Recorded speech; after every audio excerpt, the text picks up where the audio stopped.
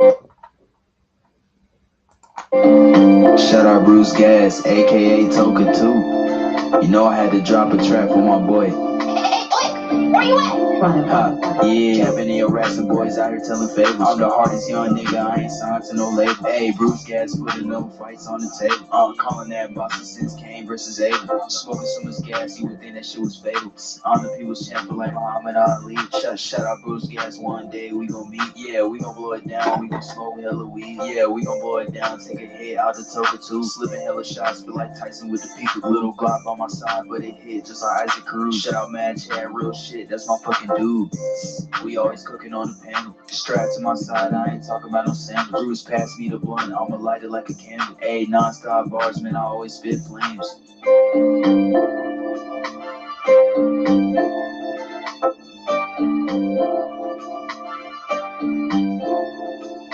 Feel like BruceGas always got a different strain. Bitch, you ain't like me, you can never feel my pain. You win and you lose, well, this a fight game. Don't beef on the net and the shit won't change. Said that on the stream, gotta do it for the game. Said that on the stream, gotta do it for the chat. I ain't undisputed, yeah, hold on, I ain't undisputed, but I want all the straps.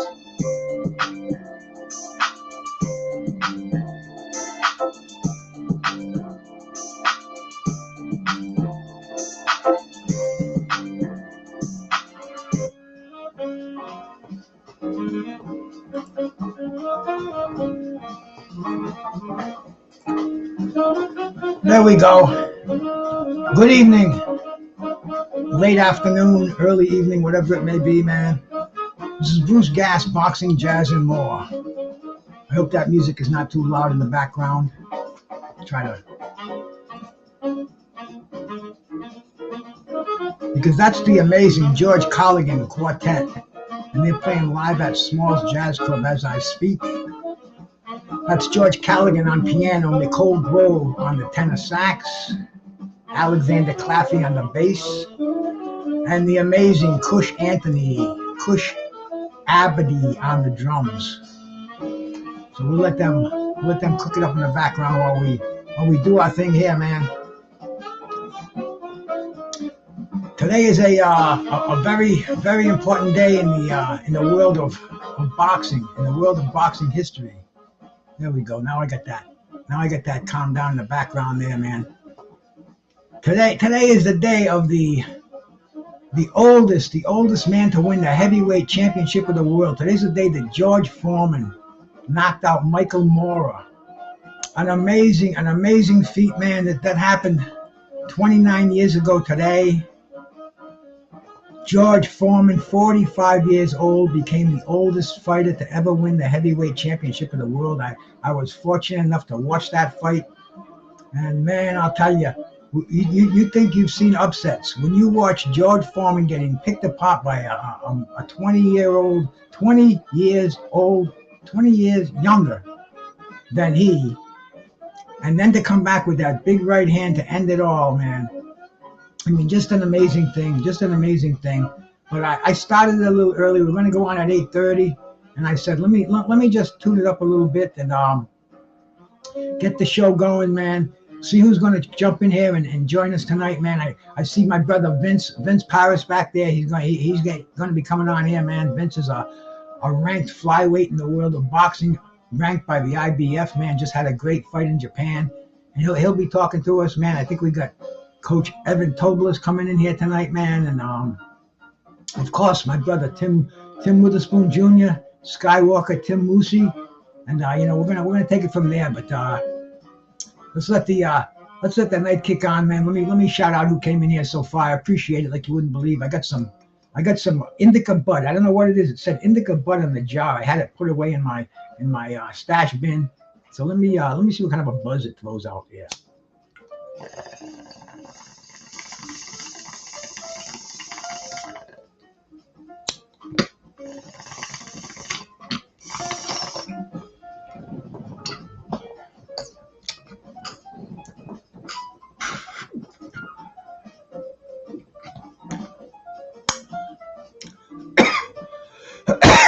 Definitely an indica. Definitely. Yes, sir. All right, let me say hi to everybody that came in here, man. My friend Just Frank Frank was in here early tonight, man. Salute to my brother, Just Frank, man. My main man, boxing matchups with D Free. My tongue is getting twisted over here, man. Shout out to my brother D Freeman out there, man. Thank you for coming by. Anthony Manzano, bro. Salute to you, my brother. Appreciate you coming by. Paul Sotak, man. Thank you for coming in here, brother. Appreciate it, man. Got Daniel Berry, Sports Highlights, man. Shout out to you, man. Salute, bro. A man I see everywhere. Susanna, the proud single mom. Salute, my sister. My brother Demetrius Bright, man. Shout out to you, brothers. Peace, man. Peace. This is, like I said, man, this was the night that George Foreman won the heavyweight championship of the world from Michael Moorer. And we're gonna talk about that probably a little bit, man. I'm just getting ready, man. Dr. Paul, how we doing, my brother? Thank you for coming by, man. Long time no sees. Good to see you here, brother. Good to see you here, man. Waiting for some people. My brother Vince is over. Eddie from Coastal Boxing is back here now, man. Let's get these people up here, man. I know Vince was back a little while ago. Eddie, my brother, salute, man. How we doing? Eddie! What's up, bro? Hold on, I'm trying to add this to my stream real quick, too. Don't worry about it, bro. Don't worry about it, man. Glad to see you stopped in, bro. I didn't have your email address. Did Skywalker give you sent you the link? Yeah. Cool stuff, bro. Cool stuff, man. But anyway, man, I'm waiting for some people to stop in, and like I said, man, tonight was a real funky night in my life. 29 years ago, man. I guess that's kind of a long time ago. George Foreman was, just an amazing figure in boxing. Eddie, there's some kind of a weird noise coming in. I'm gonna mute you until that noise goes away there, bro. There's some kind of a weird bubbly kind of a sound coming in. Let me see, is it still? Yeah, it's still there. Sounds like you're underwater. There we go. There we go. Now it's good. Sounded like you were blowing bubbles there for a little bit, man. Yeah, I was trying to add it to the stream real quick. Let me hop on my computer. I'll be right back. All right, no problem, brother. Dr. Paul, man, looking after you. I didn't know she had a heart attack, bro. I wish you a recovery, bro. I wish you a recovery. My wife had a heart attack scare a couple of weeks ago in here, man. Blew my mind. I'm sitting here, and she comes out of her bedroom. She says, I think I'm having a heart attack. And it was like traumatic. I called 911. They came down. They took her to the hospital. She was there for several hours. She said it was like 3 hours before they even looked at her.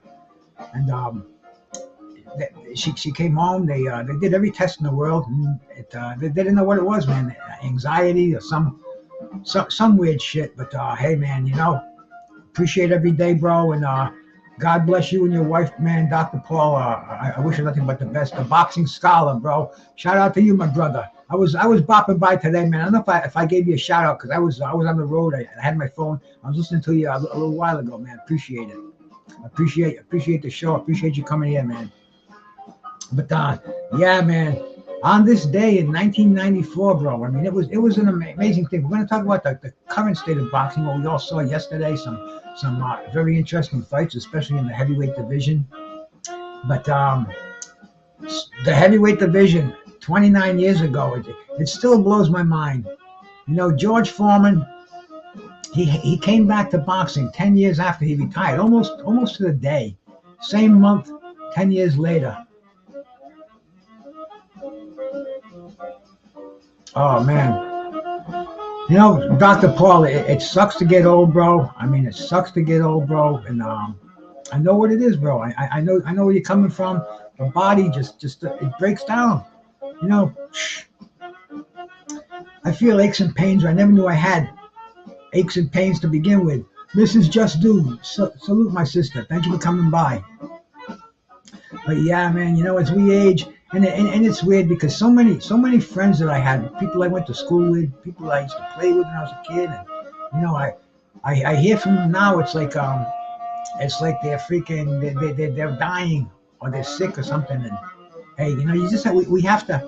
We're our best physicians, man. We have to really advocate for ourselves. We have to take care of ourselves. We have to watch what we eat.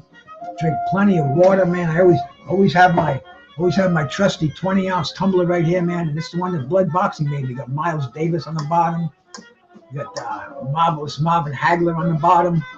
I got my brother Curtis Anderson up here, man. I got a custom logo on this thing, man. But anyway, makes it fun. And I drink. I try to drink a gallon of water a day. I don't know if I hit that amount, but I fill this thing up 5 times, and that's 100 ounces right there.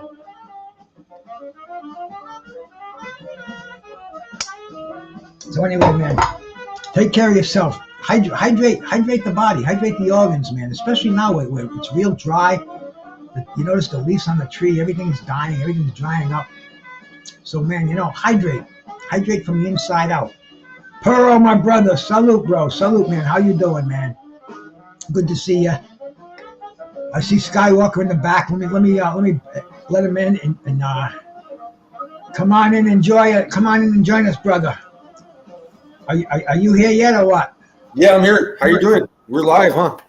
We're live, man. I said, I was sitting there. I said, I might as well just go on early, and I wanted to talk a little bit about the history that happened today, 29 years ago. Let people know about that, man, because that's a historic event, man. And if you saw that fight, and anybody tells you that you don't know shit about boxing, you never saw boxing, you tell them, man, I saw George Foreman knock out Michael Mora, bro.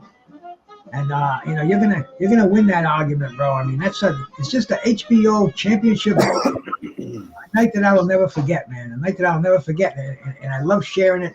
I get enthused about it. My brother, the drunk Irishman, Carlos, how you doing? And Carlos mentioned today, awesome. Man.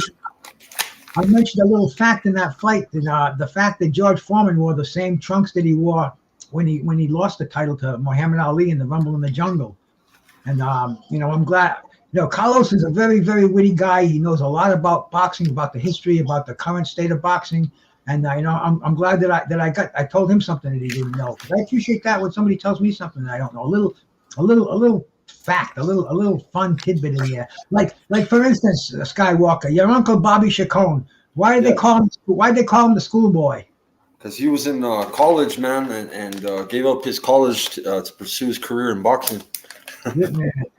They used to bust his balls in the gym. They used to call him the schoolboy. The schoolboy, yeah, that was his nickname, man. The schoolboy.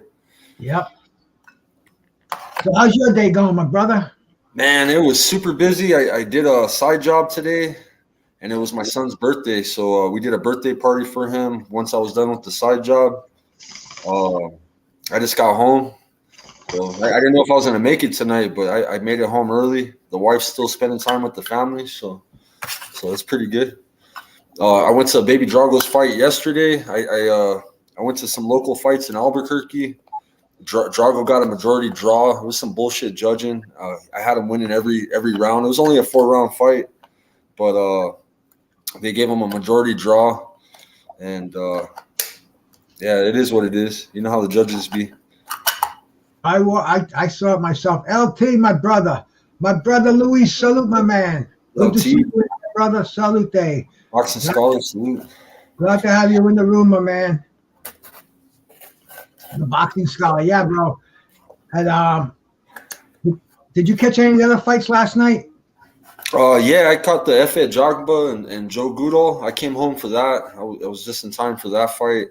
I missed. I seen the Cordina fight up to the 12th round. So I seen most of the fight. I had to leave like the beginning of the 12th, and I didn't see the Ramla Ali fight. Did you guys see that fight? Was it good? I haven't even seen the highlights of that fight yet. I didn't watch that one. That's women's boxing, bro. I'm not really a big fan of women's boxing. It was a redemption fight for her, though. It was a redemption fight, so I was kind of interested in looking at that fight. I be covering the females, man. You know what I got to admit, though, the females now are getting more and more talented. It's like almost within the last couple of years, because we've seen some mismatches in there. I mean, when I go see fights, I don't want to see people throwing punches like this.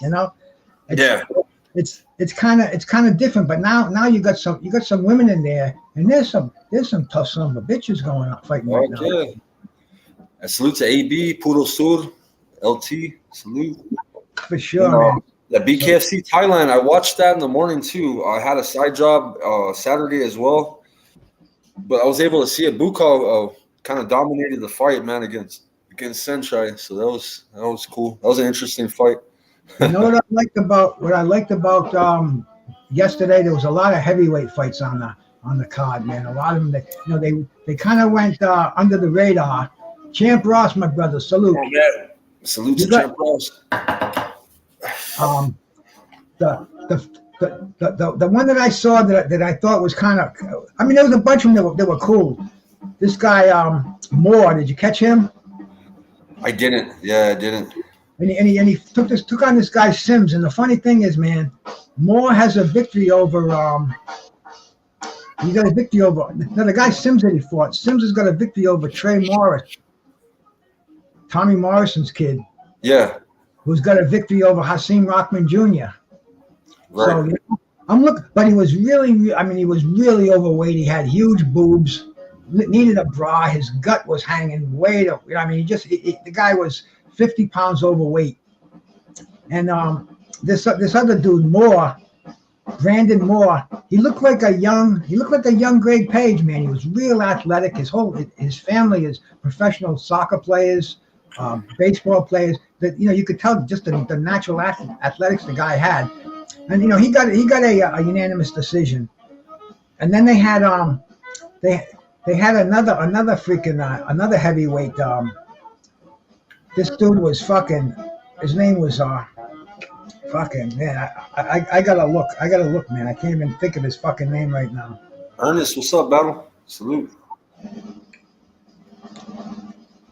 Let me Hey, Coach Tobler wants to come back on. He had such a good time talking boxing with us that he told me to let him know when we do it again, and I told him, and he wants to come back on. So, and he was watching this weekend. I seen him. He keeps up with a lot of boxing though. Coach Tobler, he's a hardcore bro. He be watching everything.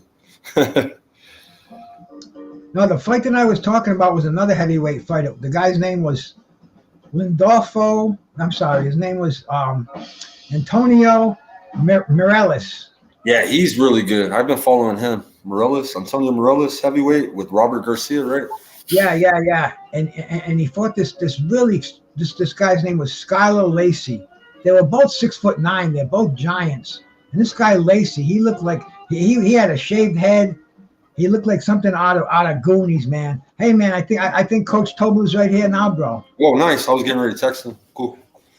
Hey, man, this is the strength and conditioning coach for Rageous Progress, among others, man. I had the pleasure to be on a show with him last week, man. This is strength and conditioning coach Evins Tobler, bro. And hey, man, great to see you stop on, brother. Salute. Lou, coach.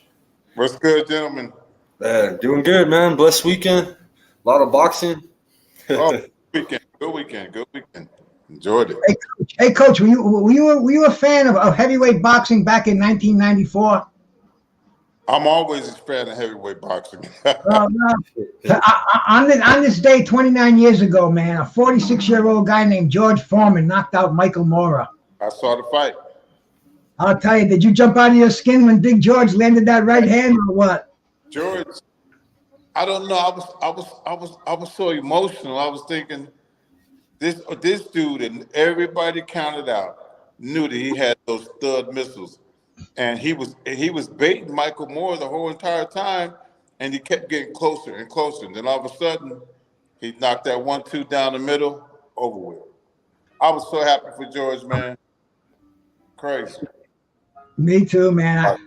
I couldn't believe I just couldn't believe it because George was getting picked apart. Yes. Michael Moore was, and his face was swollen up. I thought they were going to stop the fight.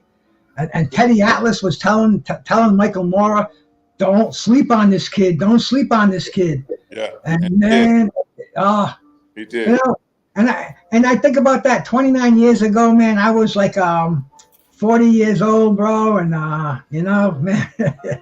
So funny. In 1994, I was training. I was training to try to make the U.S. Olympic team in long jump. I was at Virginia training. Yeah. Awesome stuff. Now, I just like to bring little things like that because that's kind of what I do, man. You know, I like to dig into the history of boxing. I I like No, that. when something like that happens on an anniversary, I like to let the public know it, because man, these guys they're gonna forget about our heroes if they don't pay attention, man. Yeah, absolutely. And Big George was big. You know, I had the pleasure of talking to his brother Roy on a show a year ago when I first got my channel going. Oh, And really? yeah. Roy, and Roy was been with George. You know, I mean, they were sharing that proverbial cheeseburger when he was 12 years old. And he just told us so many really insightful stories. And you know, I always get a soft spot in my heart when it comes to George Foreman. Yeah, You know, He worked his way back up, man. He worked his way back up. Respect him. and what a success story too with that George Foreman grill.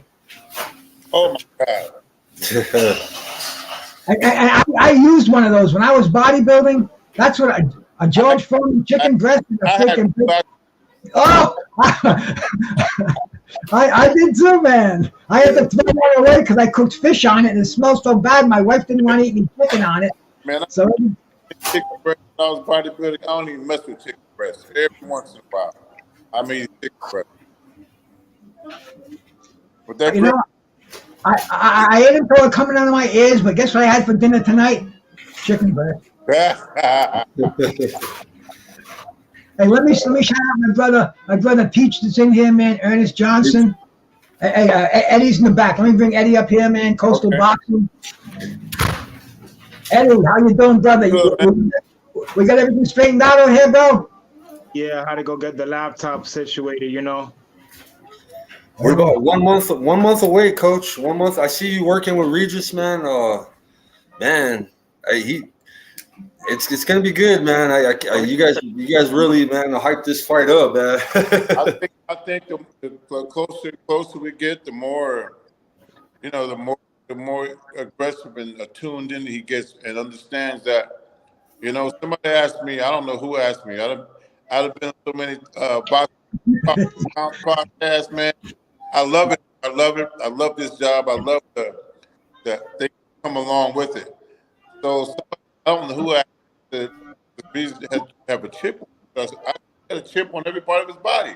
He got a chip over here, a chip over here, a chip at the top of his head, at the bottom of his feet, at the end of each punch. I said, yeah, because they're not giving him a chance. And I'm like, bro, you got the wrong guy. How? Your microphone's chopping up, Coach. That you could be from a champion, a two-time champion, and this nigga Devin Haney is gonna just walk through the Regis program. It's crazy. Yeah. You know, I'm going to be honest with you. The word on YouTube, not many people are giving Regis a chance in this fight. They're not, and they're sadly mistaken. It's gonna be crazy, bro. I'm telling you, it's crazy. That's because In a sense, they believe the hype. Well, I'll tell you, man, if I was a betting man, I would put some money on Regis Progress because you got some good odds out there, man. Oh, yeah. Absolutely. And like in a sense, I'm kind of happy that they're leaning with Devin Haney in a way because it's just going to be even a better of a fight now. Mm-hmm. Yeah. You're just making Regis, you're just pissing them off even more. So. Hey, what was the betting odds on the Chon Cepeda fight? What do you remember? I said he was getting knocked the fuck out. He got knocked out. So. That was a fight that nobody really, like in the beginning, it was everybody knew it was a 50-50 fight. Everybody was really looking forward to that. I think it was on Marv Nation Promotions when that happened, man. But man, that was a big fight. Cepeda can crack, man. Cepeda can crack. Regis everybody else. He can punch. Yeah. So I know he punch as hard as Cepeda. I know he don't. So 100 will win you 450 on Regis. Man. Bro, Regis with a first round knockout, 100 will win you 1,000. Well, that's Cepeda. Yeah. Cepeda was a tough kid, man. He was tough. It wasn't no easy. And Regis boxed in the fight. And he brought. You know, he did everything. So, that criticism about the Regis can't box. He boxed really well, man, against Chon Cepeda, man, in that fight. You know what I mean? That was a good example of good boxing. Mm-hmm. You went to deep waters with Chon. Devin is I was saying earlier that a lot of times in combat and boxing is when you're building a fighter. I've been on the side of building a fighter with pedigree, and when that moment comes, you just have to be ready. And during that process, these fighters they get hyped up, and they start believing the hype. But the reality is that every quality opponent, when I say quality, with the potential to knock Devin Haney out or do these things, and for him to knock them out, he's not done it. He's gone the distance with smaller opposition, and they have better pedigree than anybody else that he. Evans, hang on a second. People are telling me that your audio is fucking up on you over there, bro. Oh, can you hear It's go ahead, keep talking. That's the only I can agree. But yeah, they overlook him, and Haney hadn't really fought.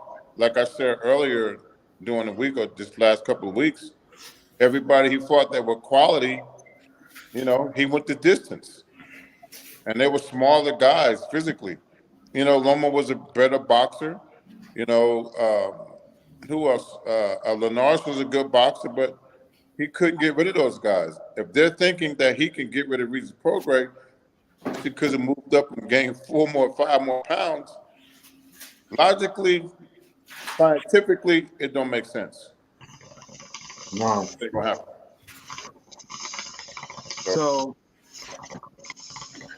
and this is going to be a different kind of fight than Lomachenko. You know what I mean? This is going to be way different. That was more of a chess match. Regis is going to try to be hurting him, bro. He's going to be going to that body.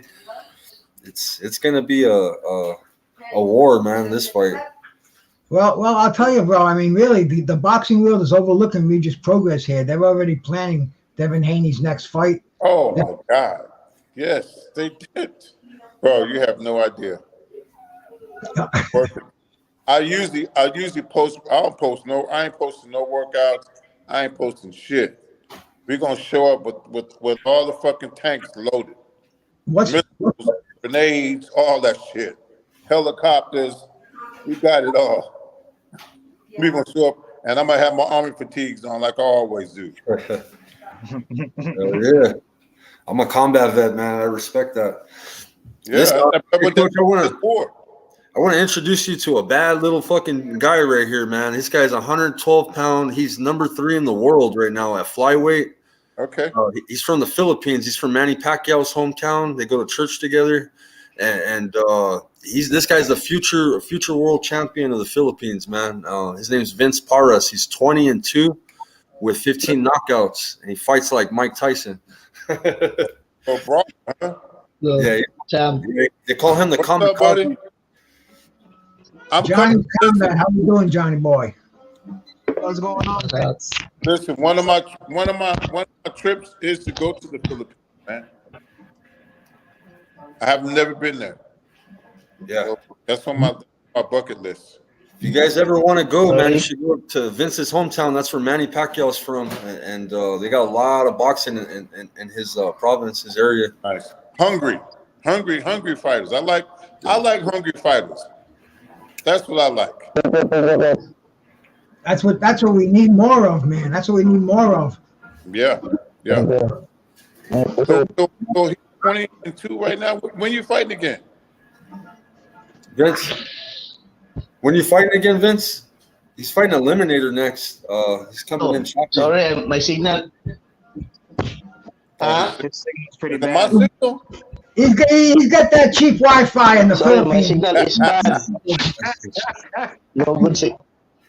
Hey, tell him about your next fight and what it's about. No good Wi-Fi in Philippines. Where's my brother? My next fight in December in Japan. December 31. Nice. Okay. December 31 in Japan. Okay. WBC OPBF sanction of WBC Okay. championship. My opponent is Japanese again. Who you train with in the Philippines? Who do you train with? Who you train with? In backyard gym only. Backyard gym. Oh, Pacquiao. Nice. Our gym is backyard only. Okay. Backyard gym. Hey, but tell them what champions Backyard. have you trained with, Vince? Tell them how many champions have come out of your gym. Marlon Tapales, Donito Donaire, Raymart Gabalio, Mike Lanya, Romero Dono, Manny Pacquiao. A lot of. I got to get over there, man. I got Hey, to Philippines. hey, just for me to go and see the arena where Muhammad Ali and Joe Frazier had that fucking Thriller in Manila, bro. I mean, that would be on my bucket list. Yeah, mine too. I like that. We get somebody in the chat goes on the 9th. I'm a no limit soldier, Johnny. I'm a no limit soldier. Salute, champ. Go Regis. Appreciate Hey, Yes. we got another casual that just jumped in on the panel, bro. I think his old man used to fight way back in the day, man. His name is Tim Witherspoon Jr. How we doing, my brother? Oh shit, really? What's going on, guys? Coming fresh to the panel off of that win. Yo, I almost had a heart attack. I had a clogged artery and everything watching that fight, man. I mean, watching that game. Yeah, I know, man. The Eagles made it much harder than they had to make it. But one thing we know about the Eagles, though, they know how to pull through under any kind of sticky situation, man. Under pressure, they know how to do it. Who they playing? Huh? Who they play? The Cowboys. Oh, that's the Cowboys. I hate the Cowboys. I hate the asses too. Every Eagles fan hates the Cowboys. Well, you know why I like the Cowboys? Because they fired Tom Landry. They should have walked him out on a red carpet. I don't like that organization like that. They should have walked Landry out on a red carpet. Instead, they fired Tom Landry. Come on, man. That's no class.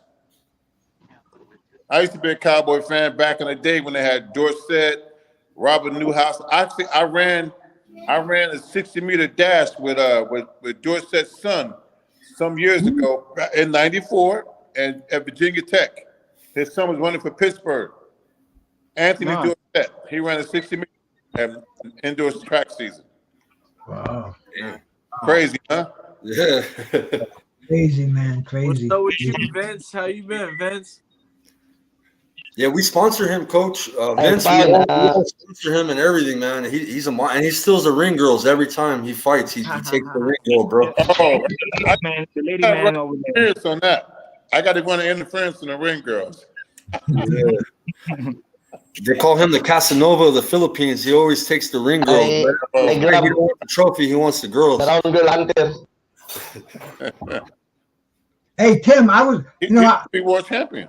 YouTube knows I love boxing, so they're always putting fights on my preview page. Today they put Tim Witherspoon against Ray Mercer. What a fight that was, bro! Oh, what a fight, man! What a fight! I walked my dad out. I was in front of the line walking him out to the ring that fight, Atlantic City Boardwalk Hall. That's great. And they always say they thought my dad got robbed against Larry Holmes. Oh, that Ray Mercer fight. Bro, look at his face when they raised Ray Mercer's hand. Yeah. He was, but it was almost like he kind of knew because he'd been screwed over so many times. Yeah. He didn't. It was controlled fucking exhaustion. It was resonated. He knew it, and yeah. So those guys. They don't talk about much. He was a good fighter as well. Tim Witherspoon was champion, wasn't he? Yeah. Oh, fuck. Right, bro. 2-time world champion, and Ray Mercer was tough as nails too, man. Ray Mercer. I've spoken to him before too. He's still salty. I wouldn't fucking look at Ray cross-eyed. He's still right in the fucking ass, man. So I don't look at him cross-eyed. Did you ever watch my uncle fight in the 80s? He was a Hall of Famer. My uncle's Bobby Chacon. That's my mom's brother. He was a featherweight and super featherweight. He was a WBC champ. He fought Alexis Arguello, Boom Boom Mancini. He fought Bazooka Limon 4 times. Oh, you calling out some real monsters. Oh yeah. His uncle Bobby. Yeah, he was 59-7 with 49 knockouts. He passed away. He had bad boxer dementia, but he was in 15 round wars. Yeah, he's on the wall right here, Coach. Let me show you. Charles D. So shout out to my brother Charles D out there, man. Oh wow, That's my uncle right there. that's great. Yeah. I watched his fights in front of my television set many times. This is a guy who came in the ring and gave you blood. I mean, he fought 15 rounds fights, and the first round was just like the 15th round. I mean, dude, you go watch his fights with Bazooka Lamone, with fucking Cornelius Boza Edwards. Even at the end of his career, he went a couple of rounds hell with Ray Boom Boom Mancini. I mean, ill-advised, shouldn't even gotten in the ring. But man, you know, God bless and shout out to the schoolboy Bobby Picone. He's a fucking legend, man. You know, and we got his kinfolk in here with us. You know. Yeah, and then Tim too, his father, man. Like I know, bro. I know, man. Yeah. Dude, you know, I feel so inadequate in here, man. You know, I'm surrounded with talent. And even Eddie will fucking knock you out. Eddie's a good boxer. Eddie can fight, though. Eddie's a good boxer. Yeah. I'm lucky I'm safe in my living room, man. I got killers in this fucking chat tonight. Absolutely. So what's up with this? Big heavyweight fought this weekend. Big Jabba. Yeah. Good fight for F.A. Jabba. I mean, he needed that type of performance last night. Oh, he's doing great, man. I met him some time ago. I used to work with. I was training his other friend, Apoche. Person. Yeah, Nelly, I have that clip on my YouTube. He was a cruiserweight. He was a cruiserweight. He fought that man. Your mic is chopping up again, Coach. Your mic is chopping up again. Okay. Yeah, Jabba needed that win. If a Jabba gets mean, he's gonna beat a lot of people. He's such a really nice guy, bro. When I first saw him, I said this man's gonna make an impression in the heavyweight division. And he got beat by Frank Sanchez, but it was only because Frank Sanchez has so much experience. Mm-hmm. And he was setting traps for Effie. But man, Effie, I don't know why he left Ronnie Shields. Because Ronnie Shields is a supreme trainer, but I can see how it's a personality thing too. Sometimes you just don't get along with your trainer. But man, I liked him last night. Now I'd like to see him fight the Zhili Zhang, maybe Johnny Wright. I want him to fight. What's his name? What's the big baby kid? Baby Anderson, man. They used to spar together. Anderson at Prince Gym. Yeah, they train in Houston, don't they? Mm-hmm. Yeah, with Prince. Yeah, but I don't think Effie's here anymore. I think Effie's in Vegas. Oh, okay. Yeah, he's in Vegas. Corona. Oh, shit. Thomas, how you doing out there, brother? Gas mask, salute. Cuts Ricky, salute. Thomas, all our chats are live, so my bad. The one thing I liked about F.A. Jabba last night, what I feel like what separates him from Wilder, he doesn't just do the 1-2 punches. You know what I'm saying? He was able to box. He was able to box and look good boxing last night. Yeah. And that's what I feel like that separates him from Wilder, you know? Like Wilder, I feel like what fight when Wilder was good? Wilder was good when he fought Stavern the first time, when he actually boxed Stavern. Yeah. So I honestly think F.A. Jabba did his thing last night. If he keeps it up the way he's doing it, he's gonna be real big in the heavyweight division. I mean, Coach, I'm sorry, guys. I hate to interrupt, but I just want to say, Coach Tobler, his phone must have died. He jumped out. I'm looking to see if he jumps back in, man. Because man, that guy's got some great convo that comes out of him, man. Yeah. So I'm driving Picasso, man. Much respect, man. Be safe on the road, dude. My brother Picasso on that road. Picasso's a professional driver, so man, I tell you, he's pulling some tonnage behind him. Look out. Yeah, he's on the road. There's a lot of guys on the road. You seen the Raiders game?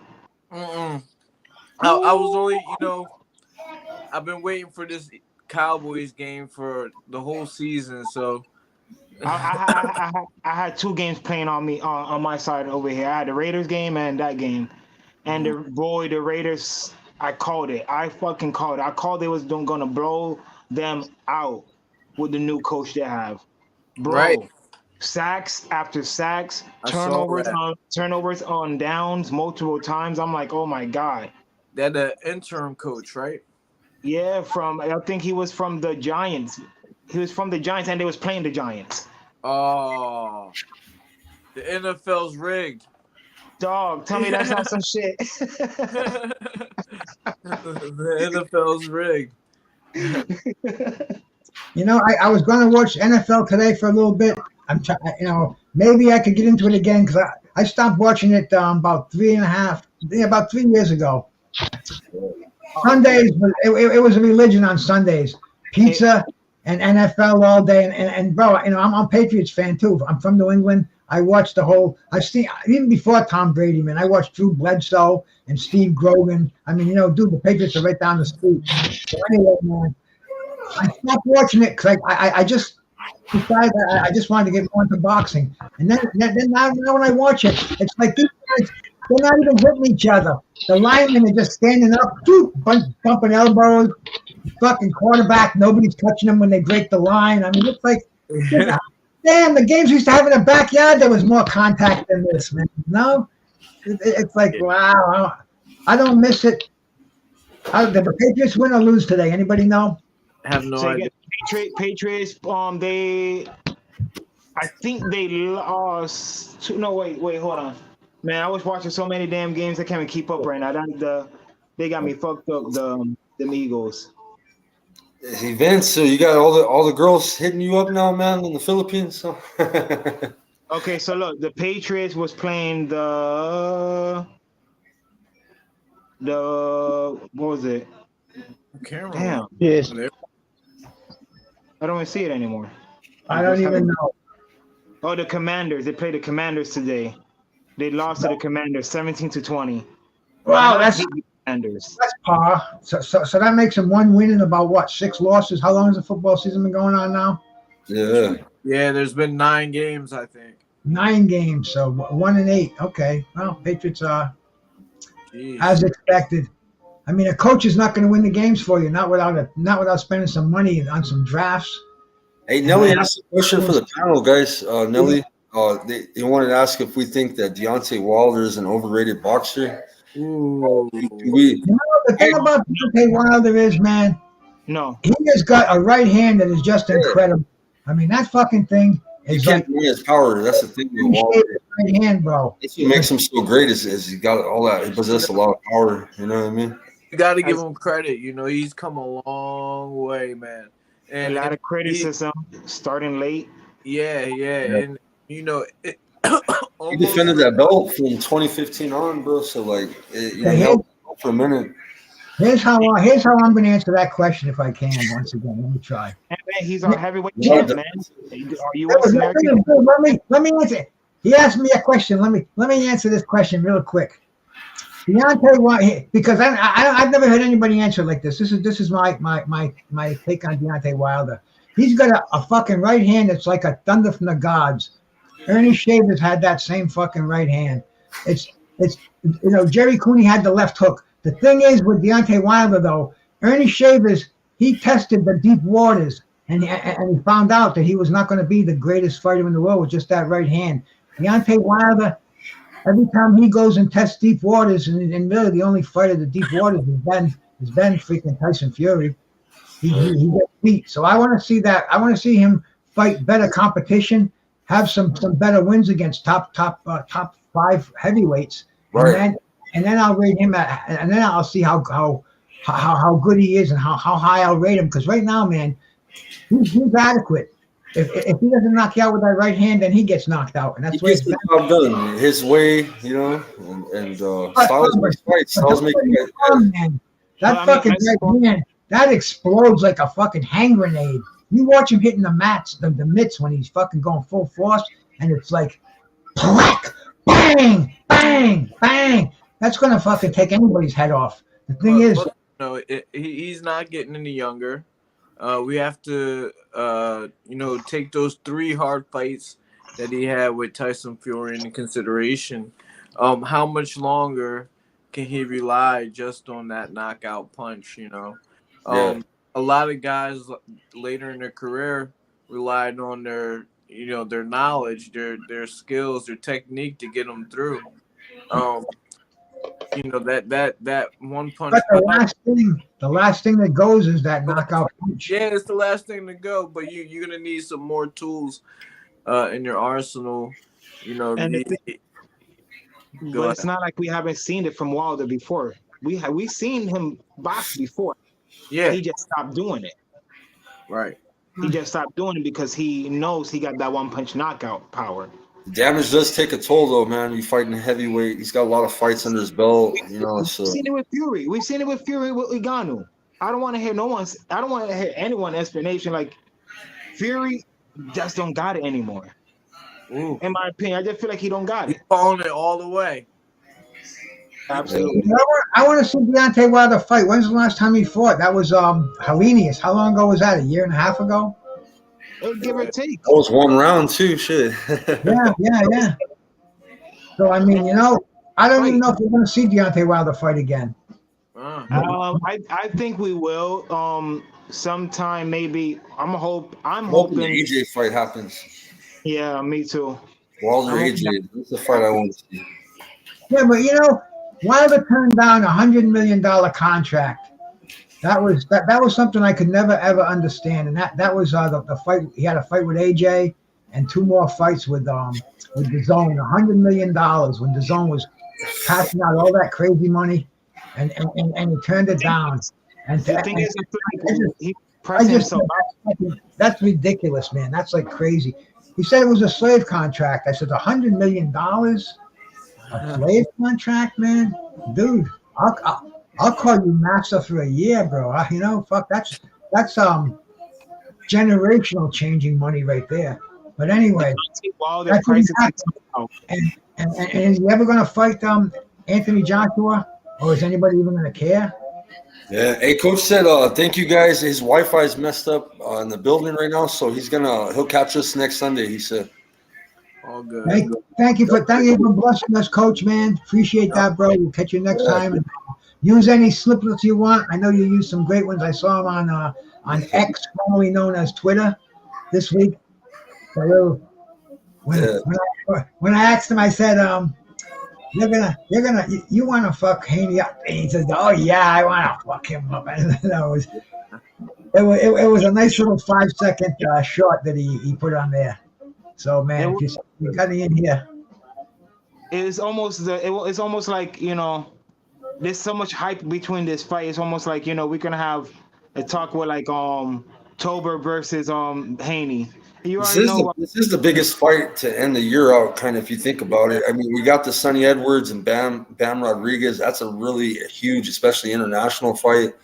But stateside, this is the fight, bro. Haney, Regis, this is, internationally, maybe the Bam. You know what I'm saying? The Bam. What about Demetrius Andrade and David Benavidez, bro? Oh, I take that back. Yeah, you got a few more. Damn, you're still getting blessed. This weekend sucks, though. And they put the other Charlo on the undercard, right? Yeah. Mel Charlo, first fight in 2.5 years against the more people. He's fighting Benavidez, Jose Benavidez Jr. The technique, salute, brother. David Morrell too. December. Yeah, but he's fighting somebody. I like Morrell, bro, and it's exciting to see him, but he's getting fed, bro. You know what I'm saying? Benavidez is already projecting. He said, I read today where he said if he can't get a fight with Canelo, then he'll fight Morrell. But he's looking past Andrade, and Andrade, man, and that's another fight. They're charging $80 pay-per-view. Anybody who's paying $79.99 for that fight, man, it is not going to do any buys. Yeah. We forgot about it just now. You had to remind us. Y'all forgot about it. And that's only coming from Rhode Island. I didn't forget that one, man. That's a real competitive fight. Do we think that Morrell is not fighting anybody, or do we think he's being avoided? I think he's being avoided. He wants to smoke, bro. He was calling out Benavidez. He was calling out Benavidez. You know what? I'm I'm gonna bring him on the show, bro. I got a connection to Morel, bro. To be honest with you, through Jose Diaz, bro. Jose Diaz that comes on here. Right, my man. He's introduced me to these Cuban channels, so I always tune in, and I always see Robizi popping on the panel. I always see Morel. They speak Spanish, so we're gonna have to have Jose. I'm Mexican. I can speak good enough Spanish, but it's Cuban, bro. It's a little bit different, bro. They need their Cuban brother. See, coño. Yeah, I don't speak. I speak the Mexican style. But we need to get Morel. We need to get Morel on. That'd be a good interview. He likes to hop on panels, bro. And you know the thing about it is how can you be avoided when you have a world championship belt? He's the WBA Reggie, a super middleweight, right? Now why would anybody avoid a champion? You know, it just doesn't seem. It's out of my vocabulary. You go after a champion. High risk, not much reward. You know. Exactly. High risk, low reward. Yeah. Man, I would say to that, I would say go, get that belt around your waist. Then you'll be able to make those high reward fights easily.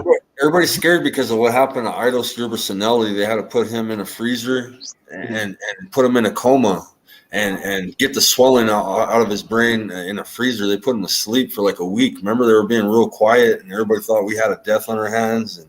And luckily, he had to learn how to like. He's all fucked up now, bro. That dude Idos, he's never gonna box again. You know what I'm saying? So a lot of people are scared, bro. They're scared of Morel. Morel got that brick hand. Yeah, he got brick hand. If the ref don't stop it, man, the dude can really fuck you up, man. Now there was some fighters that I've seen throughout the years, fighters who came back after killing another fighter in the ring. And you got that tag on you. You got that reputation, but I don't know. I don't know if boxers are really going to avoid you because of that. If you got a title, I mean, I don't know. It's an interesting theory on there. But like I said, I don't know who's going to avoid. Thing is, Morel can actually box. That's the problem. That's the big problem. Morel actually can box, and a lot of these guys don't want to go in the ring. Have you noticed the fighters that kill people in the ring, like Subriel and Conwell? Nobody calls them names out, and they're undefeated. They're fucking monsters, but nobody ever calls them out, and they don't get the same shine. Do you notice that? They don't get the same shine as these good boxers because they're aggressive, you know. I don't know if you guys noticed that shit, bro, but a lot of the killers, bro, they're in the shadows, man. You know what I mean? now you actually making some type of sense. You feel me? Yeah. So like, I'm telling you, Morel, Subriel, a lot of these guys, a lot of their names don't get brought up because people don't want to risk their lives with these guys, bro. I don't think they don't want that smoke, bro. You look at like fighters like the one of the most famous, Emilio Griffith, when he killed Benny Parrott in the ring. I think he had like 4 or 5 knockouts after that in his career. It was all, he lost that edge. And I even saw this special with him on I think it was on HBO or something. Benny Parrott's kid was talking to him, and he said he forgave him. Because people really put a lot when that fight happened on national TV. It was real big back in the 60s. But anyway, Emil Griffith, he said that's such a relief. He was crying. It was really, really touching. But yeah, like I said, he wasn't the same. And then there was another fighter. His name was Wilfred Scipion. Right. He was a middleweight in the 80s, and he killed a fighter in the ring on national TV in New York. A guy named Willie Klassen. And he ended up fighting Marvin Hagler, but he was getting reputation because he killed somebody in the ring. So they were, he was like a Saturday afternoon star kind of. That was always tagged to his name. So boxing's a. Didn't it affect Boom Boom after Boom Boom killed Kovalov? Yeah. Kovalov killed somebody in the ring. Yep. Yeah, Kovalev. Hey, but after Boom Boom killed Kim, did he changed, didn't he? Like his whole, like he was hesitant on the way he fought. Like they have a documentary about that? It affected the way he performed afterwards. He wasn't the same because he was holding back. Like he didn't want to do that to someone else. and sometimes it affects you, man. Like on your next fights. Yeah. Sure. I mean, everybody's trying to win, and if you don't do that to somebody else, they're gonna do it to you. But nobody, wants to kill somebody. Everybody has. Oh But going back to Deontay Wilder, yeah, yeah. he's someone who Bomb Squad. he's been outspoken, and he remember when he had that controversy saying that he wanted the body Yeah, in the ring. That's kind of like the total opposite of what we're talking about here. yeah. Max Bear's got two of them. Max Bear's got two of them on his record, man. That's I almost crazy. forgot about that, Tim. Yeah, you forgot about that, right? I did. Yeah, Primo could never kill somebody, but they said that was because Max Bear had already, put him in a freaking coma. The fight before that.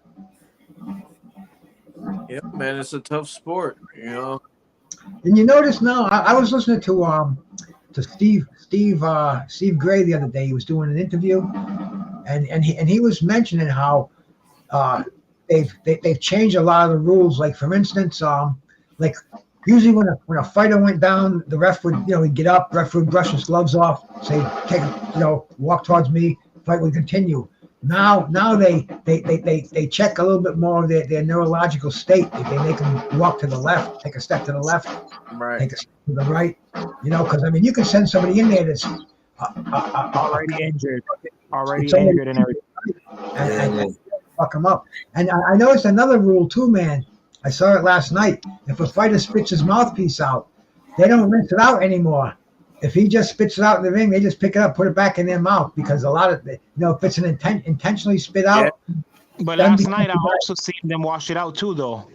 That's because it wasn't intentionally spit out. If you do it intentionally, they just pick it up and put it back in your mouth. If it gets knocked out, then hey, it's worth getting rinsed off or something. But the reasoning was, it doesn't make any difference. You rinse it off with water. He's not going to take any germs off of fucking cold water on a mouthpiece. You damn right. It ain't going to do shit. Yep, they're killing time with that. I heard this Johnson for sure. And technique. Yeah, Zhang is a killer too, bro. I can't wait. I'm looking forward to Zhang's next fight, man. He won. He was at ringside yesterday, and he's living in New Jersey, so that they were talking to him, and he was speaking like, he was kind of speaking in broken English. And then they said something to him. You've been in New Jersey for X amount of time, and he goes, forget about it. Yeah, he's funny, bro. He's cool. I like him, man.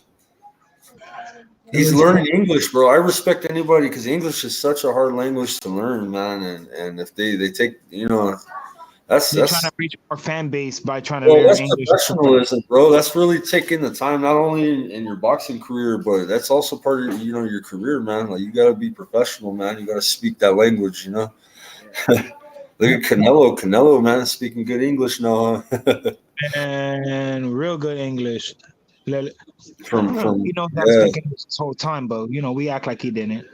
He keeps talking. Let me stop. Right?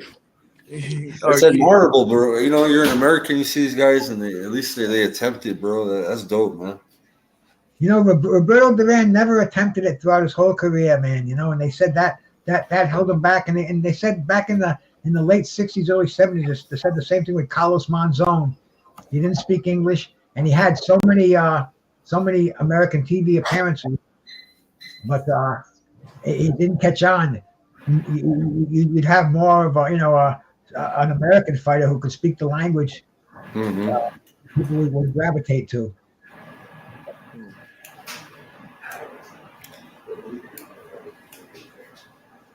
Your dad developed a fan base in the UK, huh, Tim? Yeah, and he defended his title. Frank Bruno. I think he might have fought over there like twice before. Yeah, he got a relationship with AJ before he's flown out there for AJ, huh? Yeah, definitely. I was out there. I met Ricky Hatton, a lot of other guys. Kell Brook. How about Joe Egan? Yeah. Did you meet Egan? You know, I met Joe Egan. Yeah, I met him.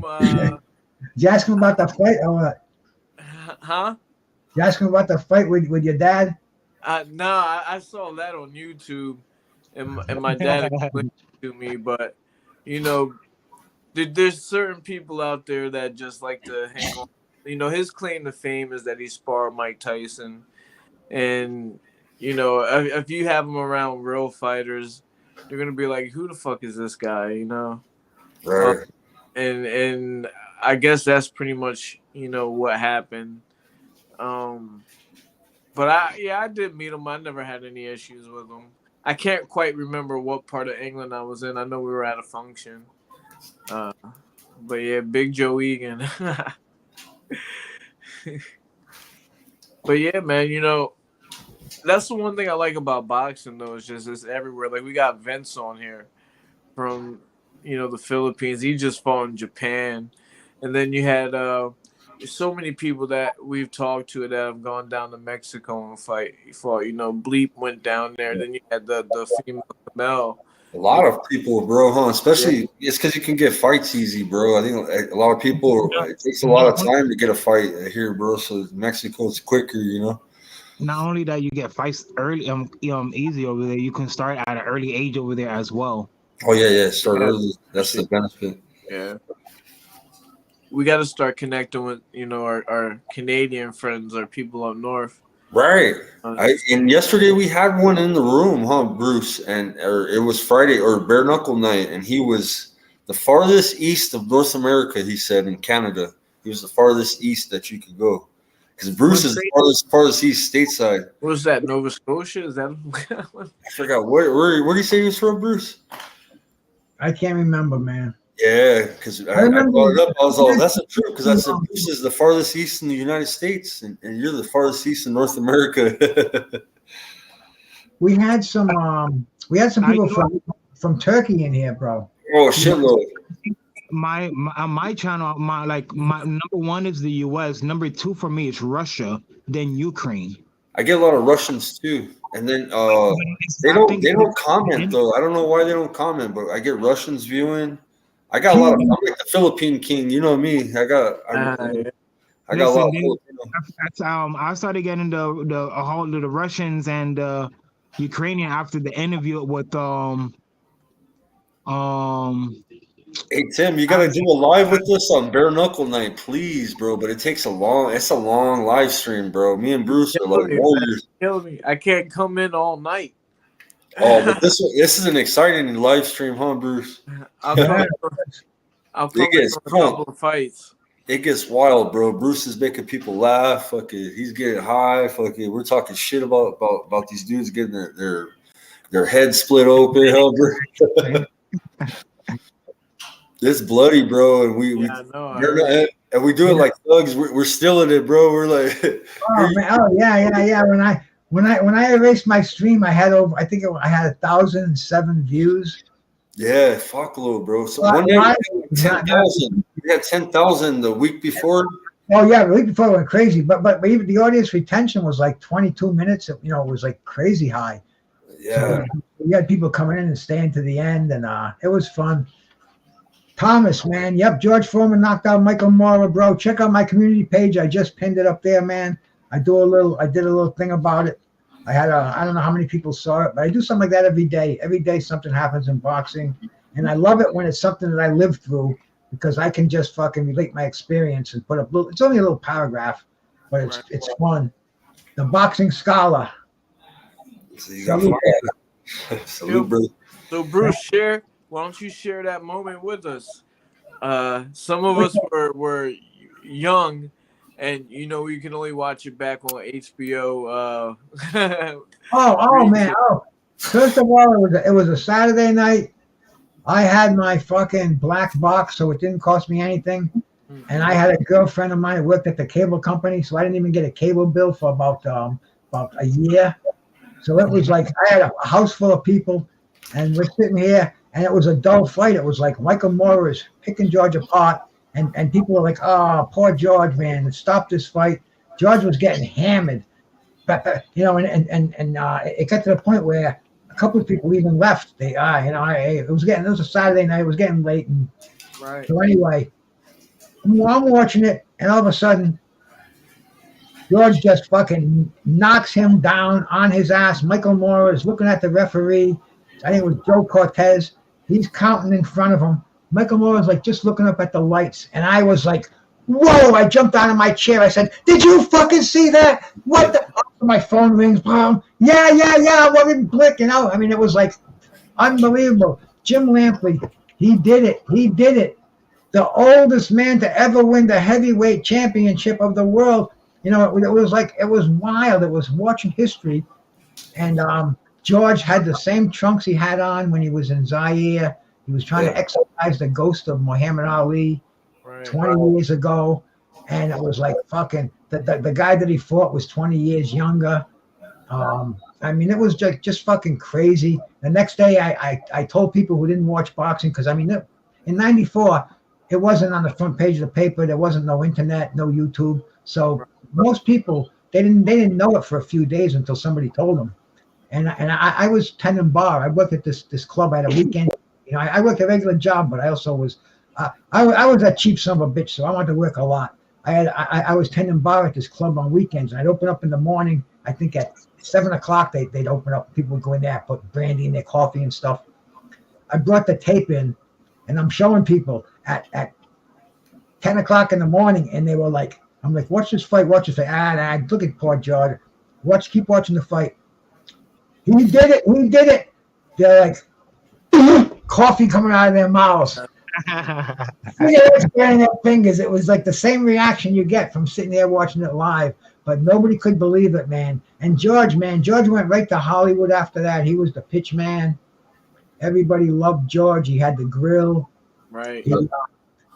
His next fight was with a guy named Axel Schultz, and his brother. I talked to his brother, and he told me that George only trained for like 6 weeks because he was so famous. Everybody wanted to go out with George Foreman. Everybody wanted him over their house for a party. Everybody wanted to give him a car. Everybody loved Big George, and he only trained for 6 weeks. He won a decision, but it was a terrible decision, and they wanted to reverse it. They wanted a rematch. George gave up the belt because he wouldn't take the rematch, and and he had like the WBF belt and the National Boxing Organization, all different fringe titles. He dropped them one by one. When he fought Shannon Briggs, he didn't even have a title. But he was recognized as the linear champion, because you can't lose the linear championship unless you lose it in the ring. And George retired with an L. I mean, even today, George just inspires me when I listen to him. He speaks of Ali as the greatest. I mean, as he's even proud of the beating that he caught from Ali.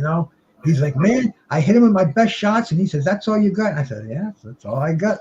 Yeah, that's all I got. So, man, today, 29 years ago today, I hope I'm still around next year, 30-year anniversary. That's something special, man. Maybe we can talk to George Foreman estate and get to show one of his fights on here without getting cops written. But that's like one of those fights that, they just will live forever. Everybody knows about that, and it's forever in their minds. That's good. My brother Kenneth Johnson, man, salute to you, my man. Long time no see. So, what about Bernard Hopkins being like the oldest at the championship? They don't make him like Bernard Hopkins, man. Bernard Hopkins was just a fucking hard-edged. He was an ex-con. He decided he was going to dedicate his life to boxing. He took care of his body. Yeah. He fought everybody. I mean, when we counted Bernard Hopkins out, how many times, man? After Roy Jones beat him, I thought he was just going to be a regular middleweight, light heavyweight. But man, he proved me wrong. And all the way up until the end. The ageless wonder. Yeah, it went a long time.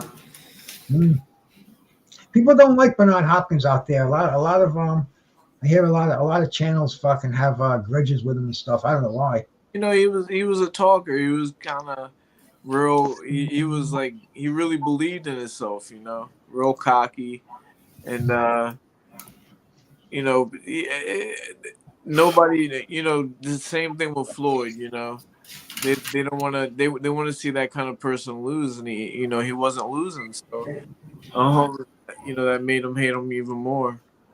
But you know, you got to give him his props, man.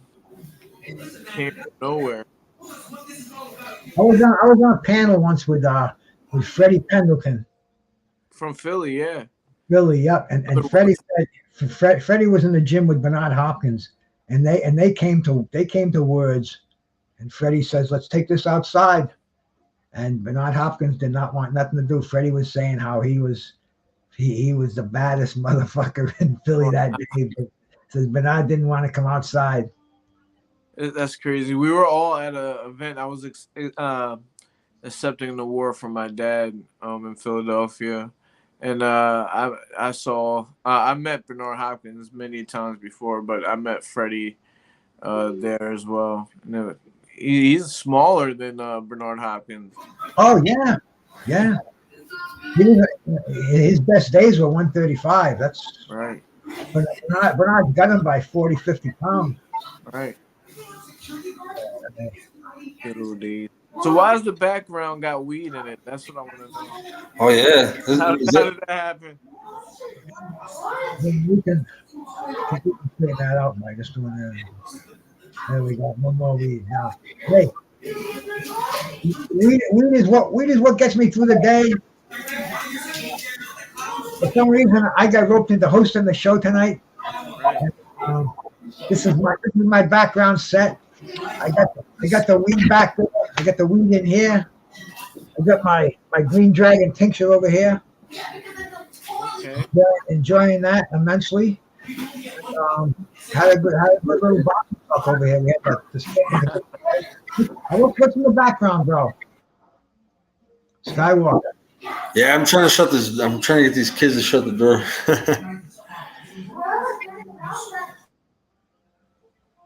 Don't worry about it, bro. It's all love in that house. Yeah, I'd definitely be smoking that good green, bro. That green crack.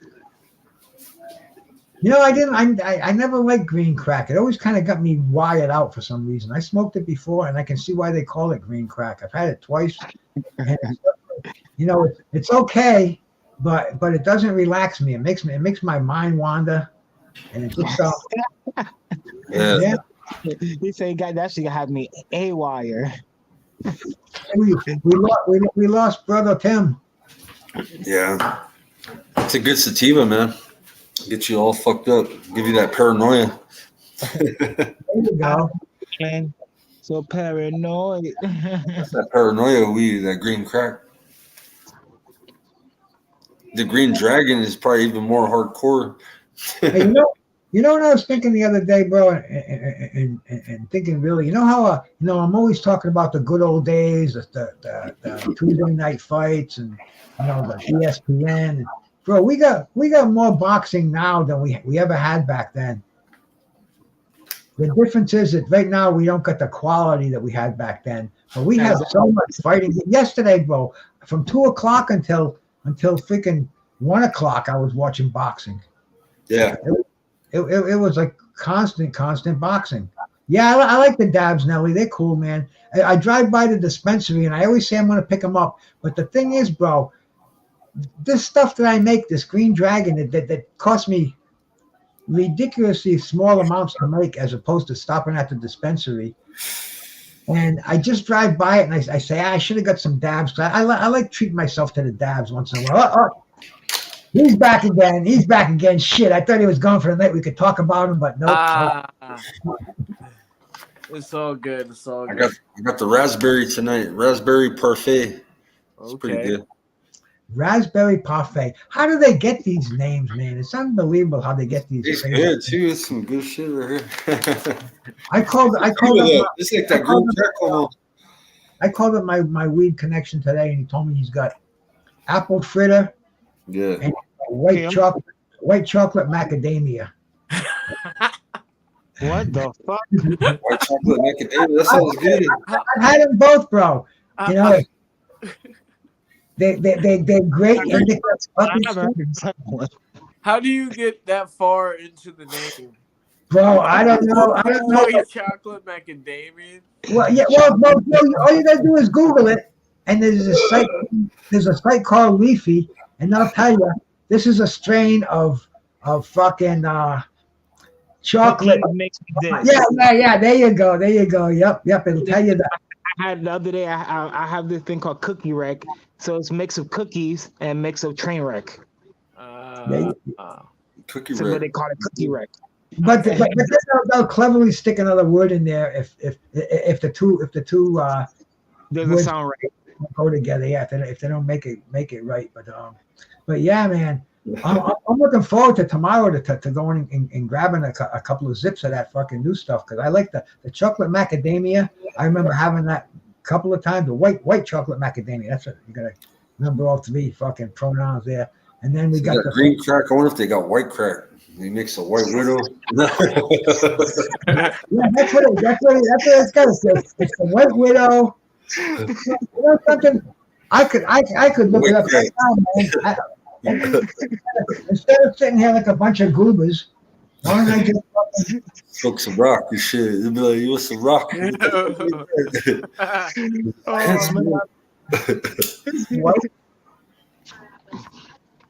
Chocolate. Oh, that's why my fucking dad left shit over there. All I typed was white CHO. It says white chocolate macadamia strain.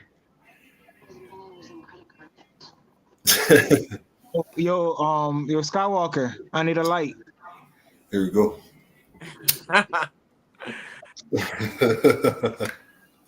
Got you, bro. Here you go. Tim's electrical, man. Huh? You're the incognito. Yeah. I'm just vape, man. Just. Do you put the flour in there and it vapes, or is that liquid? Right in the bottom, flour right in there. Oh, okay, nice. Yeah, you're baking that shit. I got the dry pan. He said. I don't know if he's vaporizing. He said, "You can't tell my eyes, man. You can't tell my eyes." Yeah, nice. It's you know what's funny, bro? I used to have one of them fuckers, bro. My wife's got a lot of like, you know what I mean? They always be hitting me up for weed, bro. The in-laws and shit on the reservation, they'd be like, "Hey, give me some weed." Bro, I would give all that shit out the vaporizer, bro. Big old fat Doug. I'd be like, "Here." Be like, "Oh, thanks, man." I'm like, "Shit, you ain't get high off that shit." It looked like a big ass nug, bro. I put that bitch in the hole, bro. You doing them like they do them in Vegas. You hit him with the Vegas hustle, the fake weed. Yeah.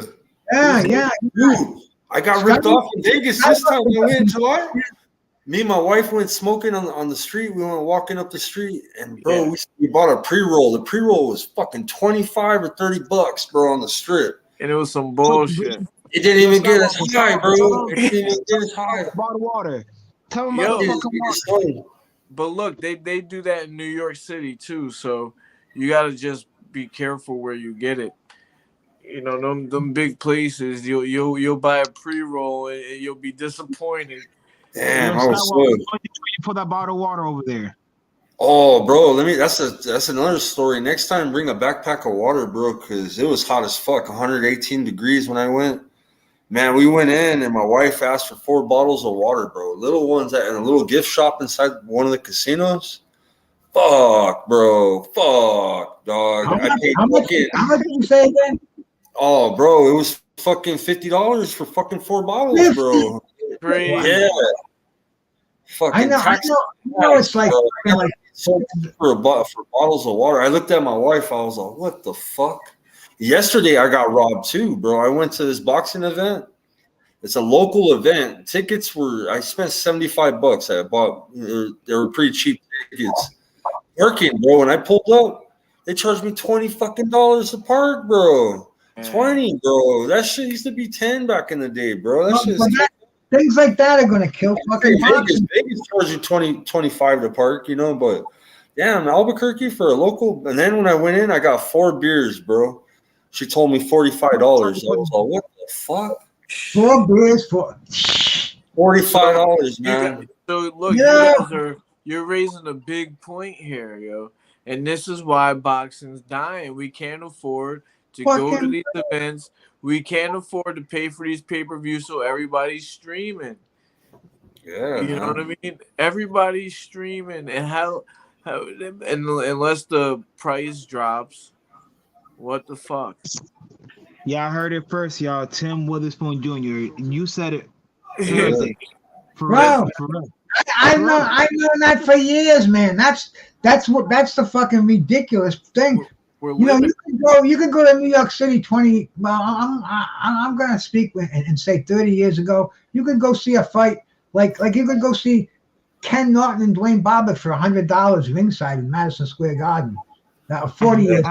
And now, oh my God. Yeah, not the average Joe can just go into Madison Square Garden and say, "Yeah, I want ringside seats." It's not gonna happen. Look at our brother Skywalker going to an amateur fight last night. Go to a local show. Yeah. How much did it cost? I spent $200, bro, and all I got was nachos, 1 agua fresca for my daughter.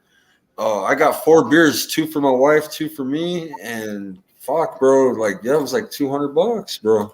You'd be charging like local boxing event, bro. That's crazy, bro. In Scranton, they'd be charging like $60, $70 for the local price here at the Hilton. Yeah, parking fucking charged me $20 when you pull in the gate. I bet you some people didn't have $20 when they pulled through the gate. They were, and it was cash only. So it's like they weren't even taking card at the gate. I was like, damn, a lot of cars are gonna be turning around. Don't they understand that you have to keep boxing alive at that level? So as people will move to the next level, and you're going to get the next generation of fans, or if they like what they'll see, they'll keep coming back. $200.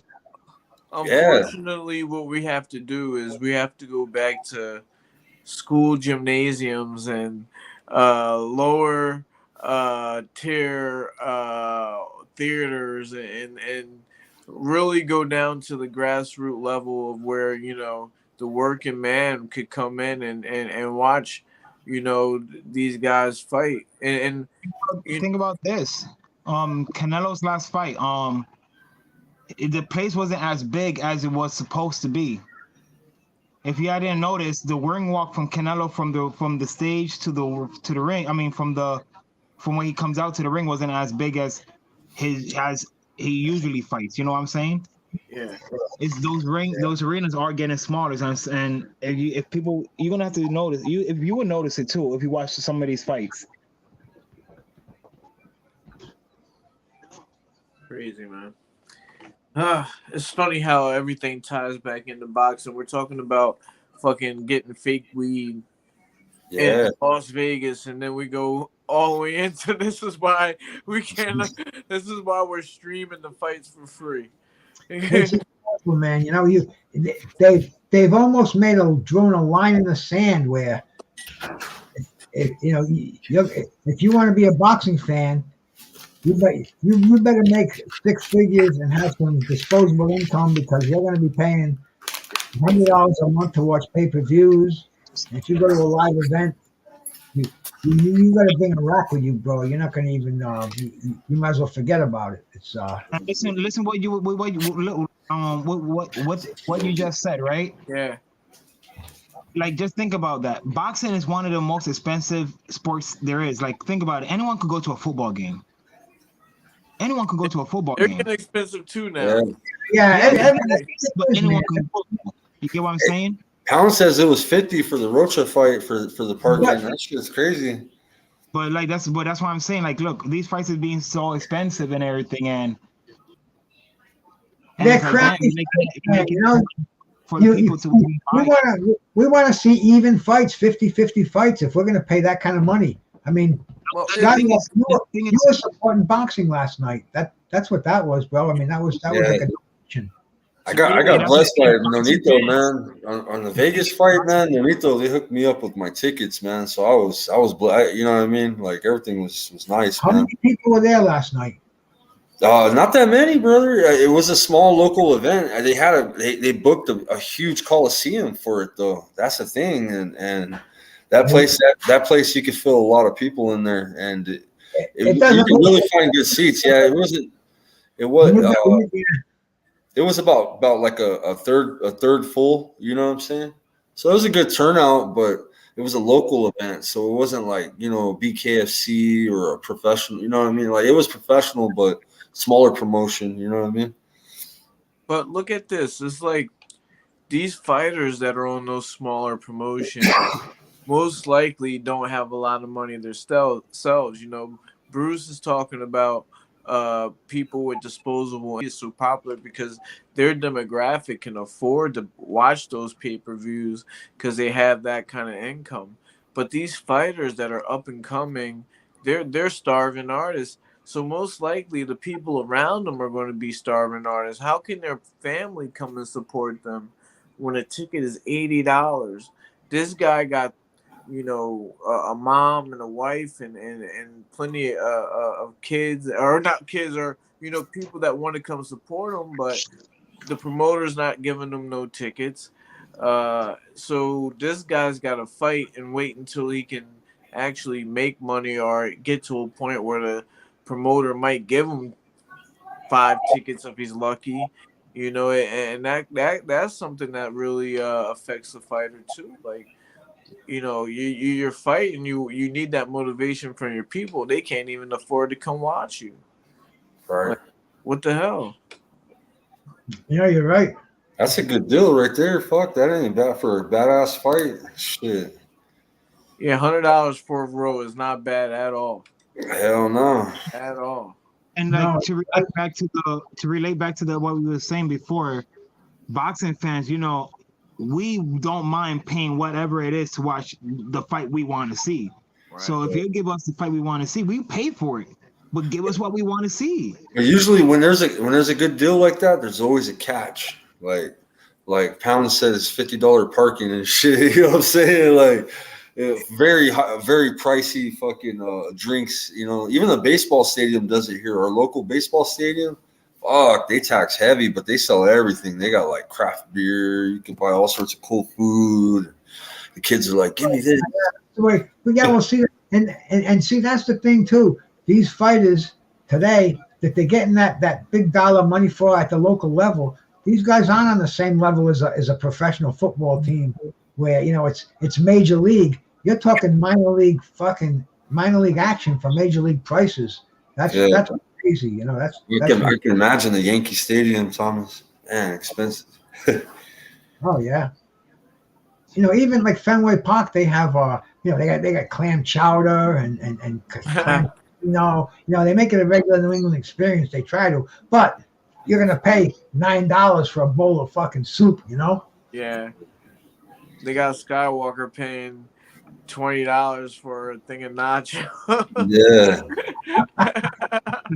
The nachos. They're probably laughing at him. They're probably sitting there laughing like, 20. I take 10 there, but that's fucking stupid.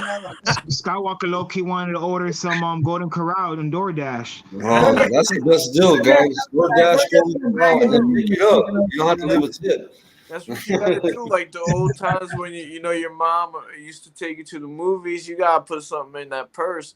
You gotta have to fill that flask up. The salt anyway, Remember that shit back in the day? We used to jack shit from Golden Corral, load up the. I swear, I can't go with my mom nowhere. She go, man. She's Jamaican too, so y'all be knowing like. I'm like, Mom, you have a whole bowl with you. I'm like, yo, chill. Like we can buy takeout. She said, yo, we already paid for it. I'm like, yo, man, that's how it is with these fights now. You're gonna have to bring your own liquor. Your wife's gonna have to bring a big ass purse. Have your Mike and Ike's. Oh no, bro. I'm a fan of Fred Coach, man. Talking about Hey, Thomas, ask him about my uncle, man. And my uncle whooped him later in his career too. Easy work for my uncle right there. Oh, yeah. No, he Freddie. was a tough kid. He was a star of the ESPN nights, the Tuesday night fights. Yeah, he got hit a lot, man. Yeah. Well, he was a much better trainer than a fighter. Yeah. And that damn Parkinson's, bro. You know. My uncle has the same shit that he has, and a lot of the old boxers have, man. It's that boxer dementia. They got hit too much, man. Right. Well, Freddie's got he's diagnosed Parkinson's, right? Parkinson's, yeah. Diagnosed with Parkinson, then he got over it. Remember, he took this experimental drug or whatever, and then got over it. Hey, like it's like Evander Holyfield. He went to see Benny Hanna, and he laid his hands on him, and Holyfield's heart disease was cleared up. I don't know. In reality, he took a break from the roids. That's right. I mean, I had when you said that, I was like, the heart needed a little rest. So he took a little break, and he went to the Mayo Clinic, and they said, "Oh, you were misdiagnosed. You're all better. You can box again." Because tomorrow, believe it or not, man, you know me, man. I've already got the page up there. Tomorrow's the anniversary of the Fan Man. Oh, yeah. And if you ain't seen the Fan Man, and you ain't seen shit. There's kids that have no idea. You bring up the Fan Man in the gym, they're like, "What are you talking about?" They can't believe it. You know. So you go to BruceGas' homepage, and you get you get a fucking quick education on the Fan Man. That was the most bizarre incident. I mean, dude, if that happened today, you know the cops would have pulled out those fucking nines and shot the guy. It would have been done. I mean, he was fucking hovering around the ring a couple of times, and the cameras caught him. Yeah. And then he made the crash, and it was like, what the fuck? In the 7th round in a heavyweight championship fight? People don't know. Did he jump from a plane, Bruce? Oh, paraglider, right? A glider it was motorized, so he was like he was around a couple of times, and then was there a mountain? He went off a mountain. Where did he go off of, though? That's my question. He went off on one of the mountains. Yeah, he jumped. No, he jumped off the top of one of the buildings in Vegas. Oh, okay. One of the fucking high rises, and he fucking went around for a while into the thing. His rigging got caught up on the fucking on the lights, and then he got tangled in the ring, and there was fucking mayhem. And one of Riddick Bowe's bodyguards had a cell phone. The cell phone was the size of a brick back then. It's like this, and he's beating the fuck, bang, bang, bang, and the poor guy's tied up in. I mean, not the poor guy. The guy could have been a terrorist, man. He could have been fucking suicide bomber. That would have been like, you know. But, it was crazy. I see it on YouTube, and I was like, damn. Yeah. I'm like, just imagine if I was back then, like how would it have been? I mean, that was another one. You're sitting in front of the TV, and it's like, look at this fucking look. You know, hey, you what? Yeah, I'm watching it. Wow, man, this is the fucking. There's three yelling, cursing, mad. There's three big fights that stick out in my head in my childhood.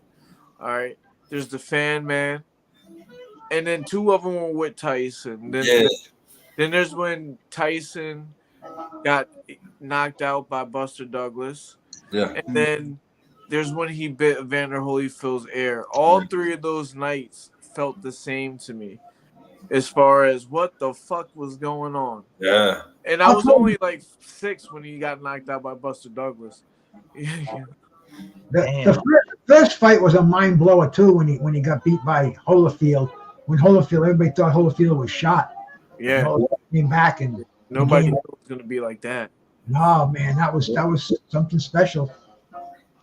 But yeah, bro. I mean, fucking great memories. All those fights, and you were a young baby boy. Yeah, growing up, man. Not even understanding what the fuck was. It was like a way of life. You know what I mean? I'm like, I'm sitting in Atlantic City at the Taj Mahal, like in the penthouse with my dad and everything like that. He's meeting Donald Trump and me. I'm at this age realizing what was just normal to me, you know, which is just mind blowing. That's you know, I don't know, man. Just you know, we talk about these guys, Evander Holyfield and Riddick Bowe. You know, I remember fucking touching them when I was young. Not touching them, pause, but you know what I mean. Yeah. Let me give you a little nose tweak and shit like that, you know. Yeah. You know, and I don't know, man. It's just a crazy life. I was blessed in that way. Oh yeah, that's priceless, bro. That's priceless stuff. Yeah, man. All right. Well, with that being said, I'm out of here. Hey man, awesome seeing you once again, my brother. You know, we'll always find a way. If one of us is down, the other one will be back up again, man. Definitely. So what I'm gonna do is, though, I'm gonna reach out to my Canadian connect and see if I can get some guys from Canada on our show next week, so we could talk some boxing with our Northern American friends. Yeah, man. Like I said, we all trying to make the content better. You know what I'm saying? That's it, man. and I'll tell you, one of my favorite of all time. Oh, somebody's back here too. Shit, I'm sorry, man. Oh, somebody was back here. Hey, Thomas. What's Sorry going about on, man? So, I just came in because we was talking about the Holyfield Bowe. I didn't realize that you were talking about the same thing, because earlier today when I was for the radio show, I had everything written down of, you know, because yesterday was Holyfield Bowe, I think 3. Today was the Mora, and then tomorrow was Holyfield Bowe 2. And I had everything written up. I was ready to go for the radio show that I do, and then I didn't get to use it. So, like, because that happens. Like, Pedro cuts me off, and then we talk about something else. But so, like, as you were saying it, I was saying it too at the same time. So I was coming on. Tell us what you remember about that fight, or what you studied about it. Let's start off with the one that happened yesterday, man. That was the first Bowe Holyfield fight. That was the third one. Yesterday was the third. That's right, the third one. That was the only time Bowe went down. The first time Bowe went down, and the only time Holyfield got stopped to the date. Yeah, the only time he got stopped, and the first time that Bowe was dropped. And what's funny about that, I believe Bowe was dropped after Holyfield felt like tired, because I think he was diagnosed with something at the time. Was it hepatitis or something like that? He was diagnosed with something. Hepatitis A.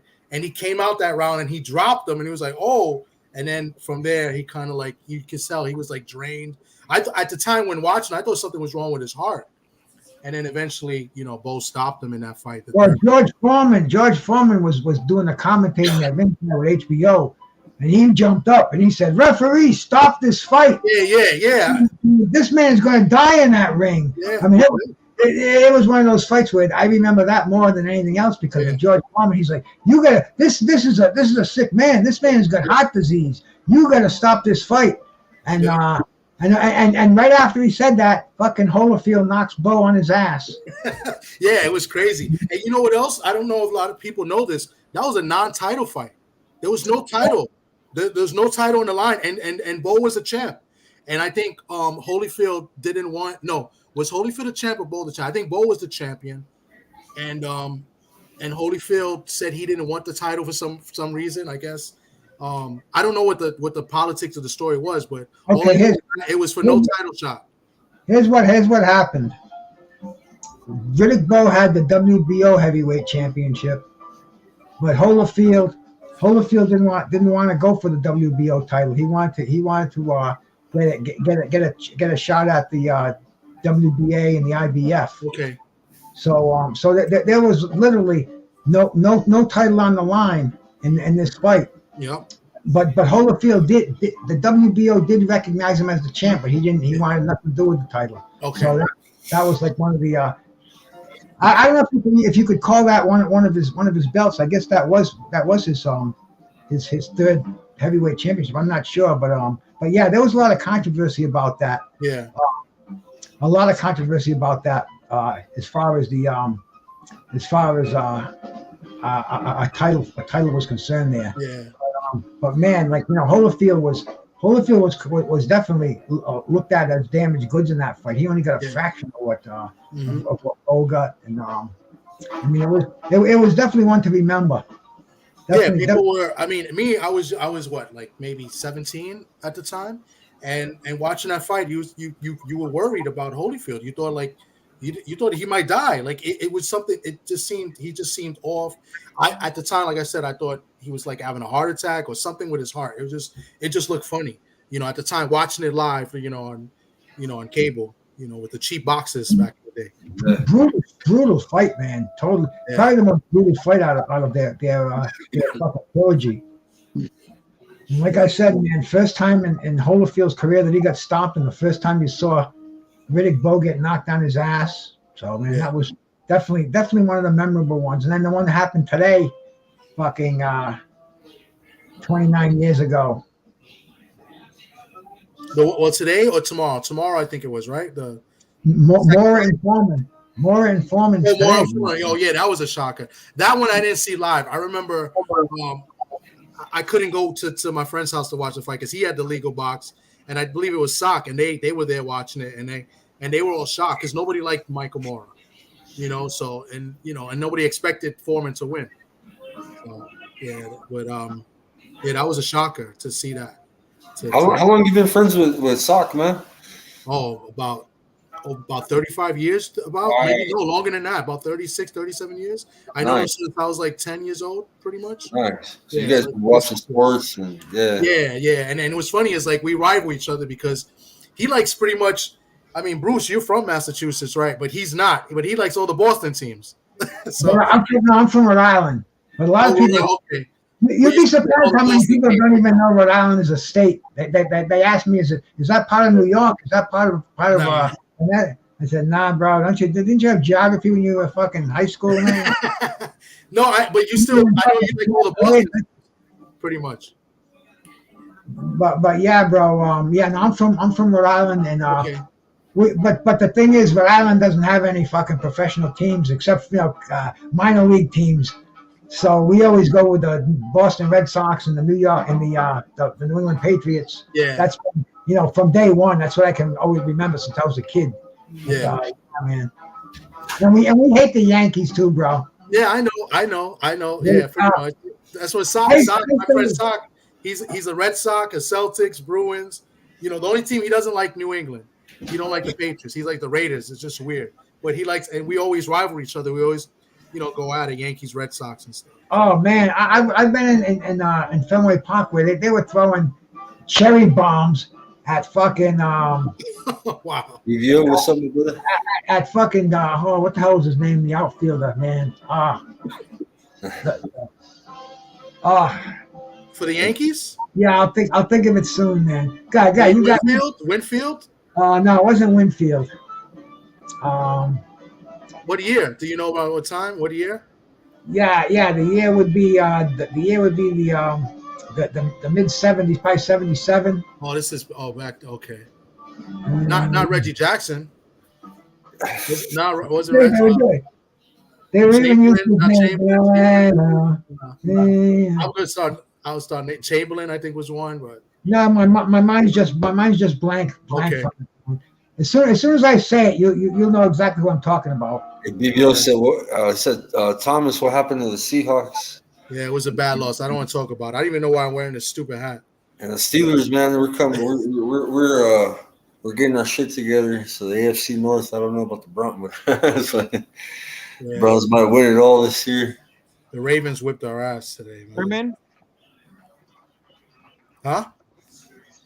I said Thurman Molson? No, Darryl.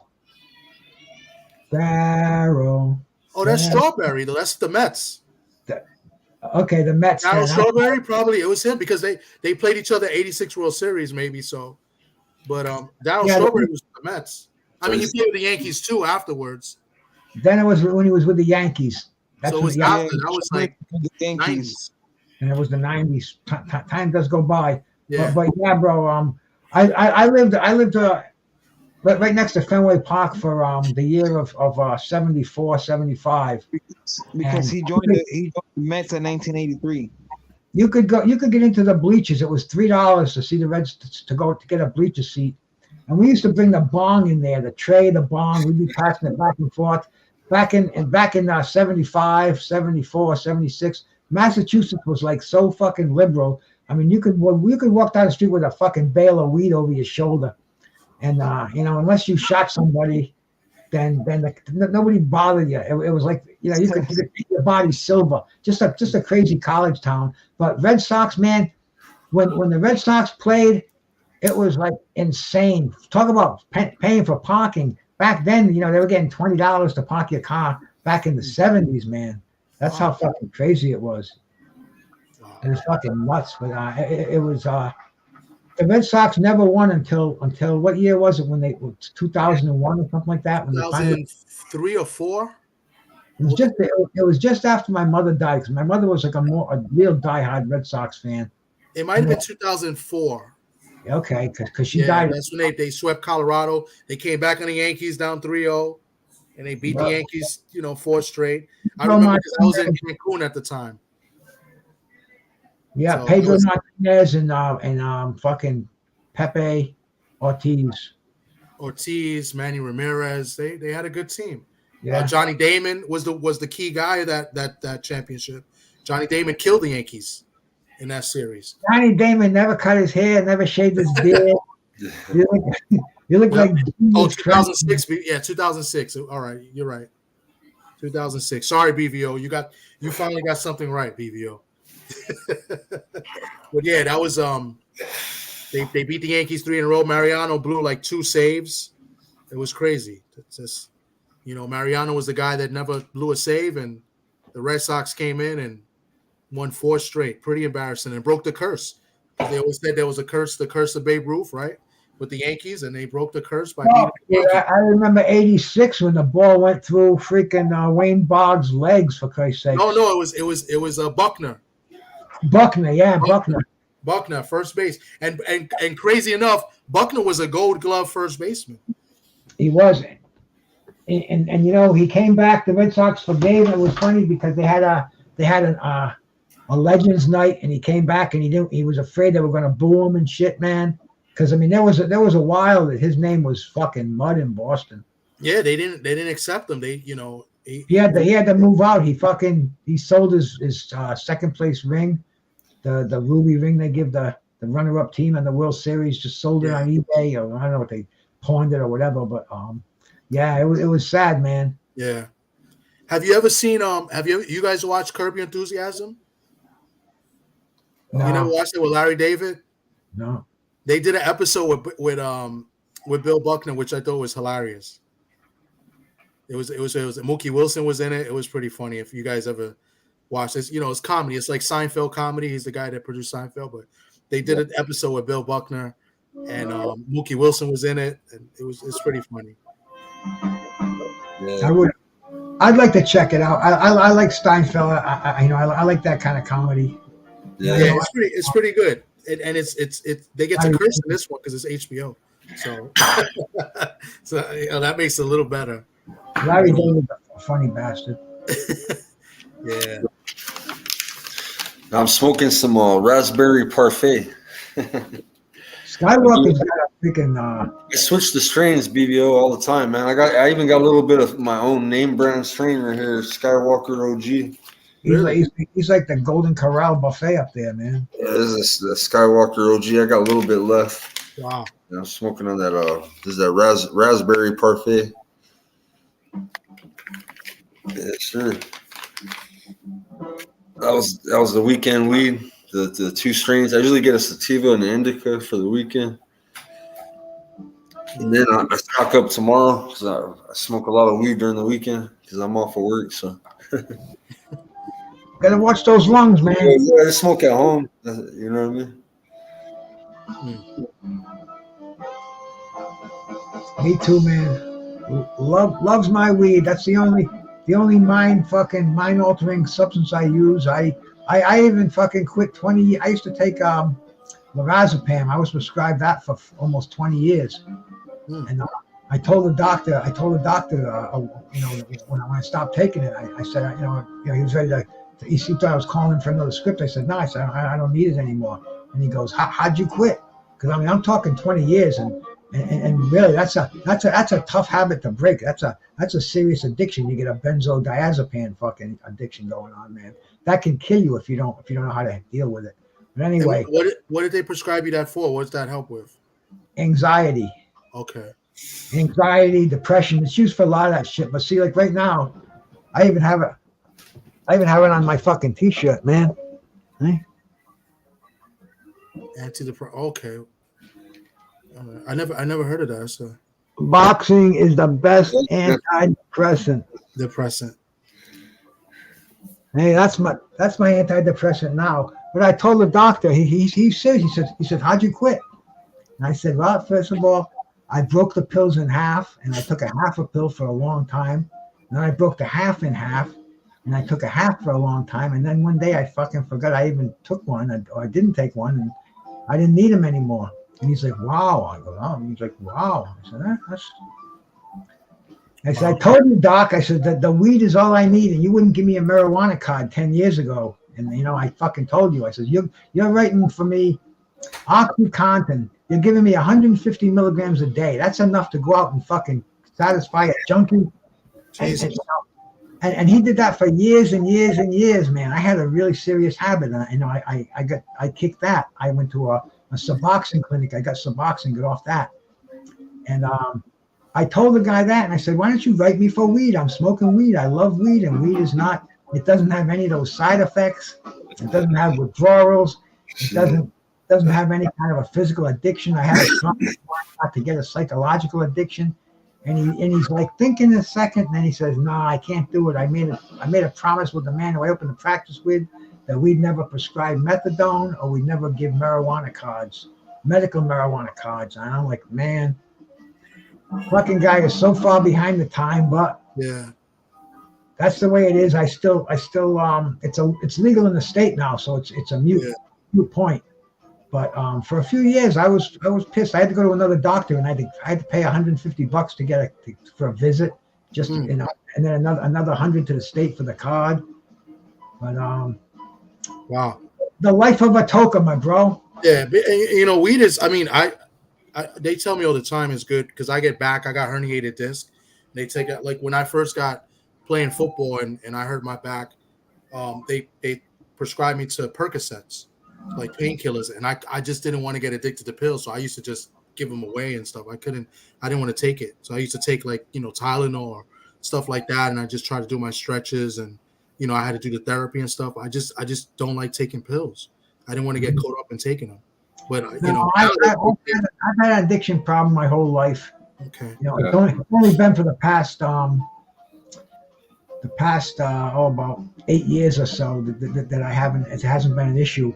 But I mean, if a doctor gave me pills, I would take them, and I would take more and more. And then I knew how to milk a doctor. I knew how to go and have a doctor write for me. I knew what to tell them. Yeah, and I was an expert at it. But it's all a dead end street. When I was in the military, bro, I'd always wait for my 30-day leave, my vacation time, and bro, I would light up, bro. I've always had a love for marijuana, man, and if I could get away with it, I'd always smoke it, bro. But I was always wise though. I wouldn't. In the military, you go to fucking jail for smoking weed. They'll put you in the brig. Make you do extra duty. Sucks. You know what I'm saying? Get an Article 15 to take your money out of your paycheck. Man, when I was growing up, man, you're gonna get your rank stripped. You know what I mean? So I played by the rules, but I always looked forward to that freedom, bro. I always had 30 days, man, and that first week, bro. Yeah, but weed is nothing. Weed shouldn't even be an issue, man. It is in the army and stuff, but man, when I was growing up, the guys I knew that would come back from the service, I knew guys coming back from Vietnam with fucking full-blown morphine addictions, man. Oh yeah. Oh yeah, bro. I mean, fucking that was like the beginning of the homeless vet crisis. And this is back in the freaking early 70s. Wow. But weed is a non-issue, and believe me, I never got my pain that I got arthritis all throughout my body, my knees, my fucking shoulders. I wouldn't be any good in a fucking fight, so I have to carry a gun around with me. But anyway, man, I don't take any fucking painkiller for it. I don't even take aspirin or Tylenol. I don't take anything like that, and definitely not any addictive Percocets or fucking oxys or none of that shit.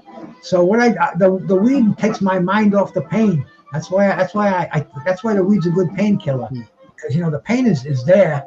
But if I don't think about it, if I'm carrying on here, doing some fucking putting up some pages, whatever it is that I'm doing, if I get a buzz on, I don't think about the pain. If I was just sitting around with nothing, just straight, it would be.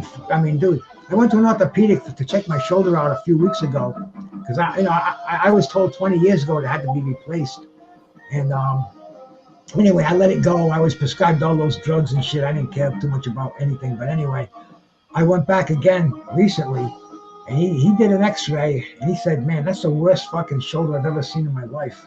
Wow. And he goes, he says it's supposed to be a ball and socket.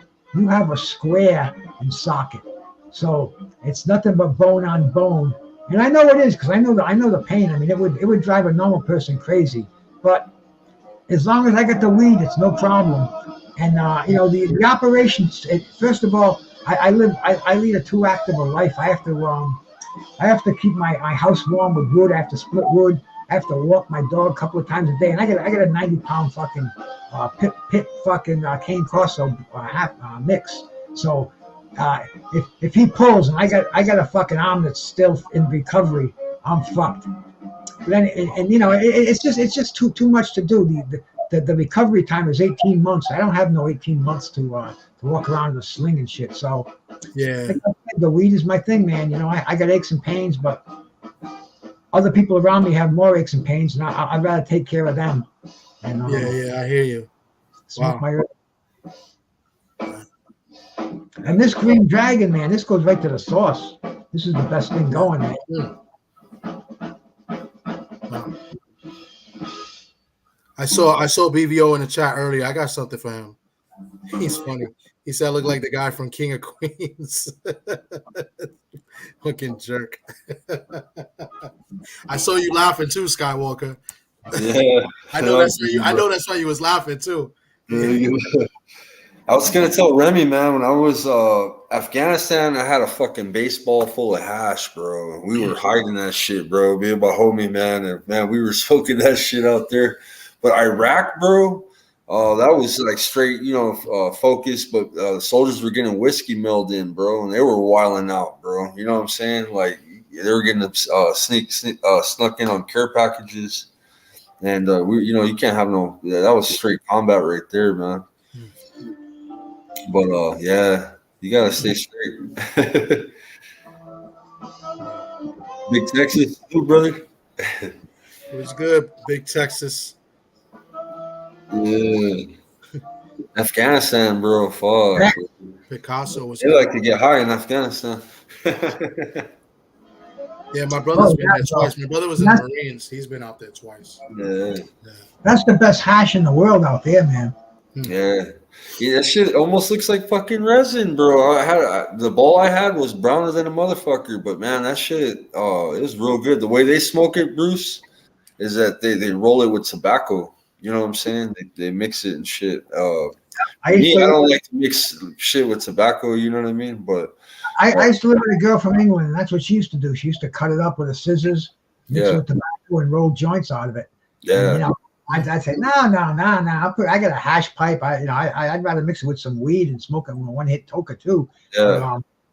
But the thing, but that's what they do. That's how they smoked it in there. Yeah. I'd say, hey, you fucking smoke it like that. But no, that Afghani hash. I used to buy used to call them the surfboards. They had like a black skin, and they were like almost green inside. The real dark green. Dark, yeah. The shit I had was brown almost. Yeah. It was like some. Yeah, it looked like fucking resin out of a pipe, but yeah, just good shit, man. Like press. They make that in the USA now. They sell it in the dispensaries, and I had some, and it was just as good as what I remember in the 70s. Just as good as the Afghani hash and the green ball.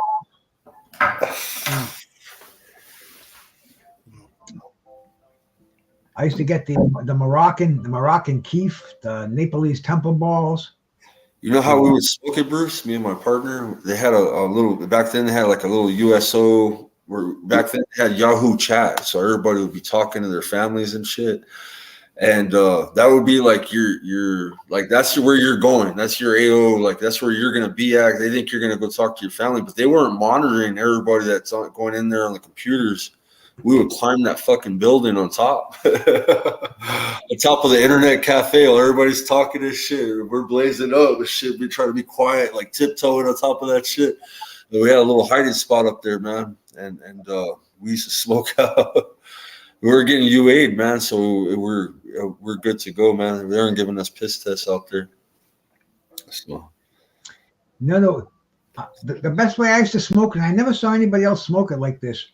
You get a pin, and you put the piece of hash on the pin, and you light it with a lighter. I mean, you also have you have to have like a book of matches, so it's the pin is held up, and the piece of hash is like kind of like on the end of the pin, and you light it up. And then you put a glass over it, and it's a big cloud of smoke. You get the glass, and you put the glass back. The next person does that, and it just keeps going. It goes for a long time. The better grade the hash, the longer it's going to burn because it's got more it's denser. But yeah, I mean, I used to do that at bar rooms. People would all throw in like $10 a piece and just line up, and they'd have a quarter ounce of hash behind the bar. The bartender would make up nice slabs of it, put it on the pin. That's a good way to smoke the stuff. D, what up? Obviously, experts on this. Gang, D. You guys are big time experts with smoking weed. That's a way of life for sure, man. No, I stay sober though. Like I said, like I would just do my dirt for 1 week a year, type of shit. Like, if I get away with it, I would do it. It was always. I haven't drank alcohol in 23 years either, Thomas. No, that's good. I drink like 2 beers, bro, and I don't drink past 2 or 3, bro. I'm not really a heavy drinker myself. Yeah, I'm not a heavy drinker. I may have a beer or two, and it's I was 100% heavy drinker. I drank every night.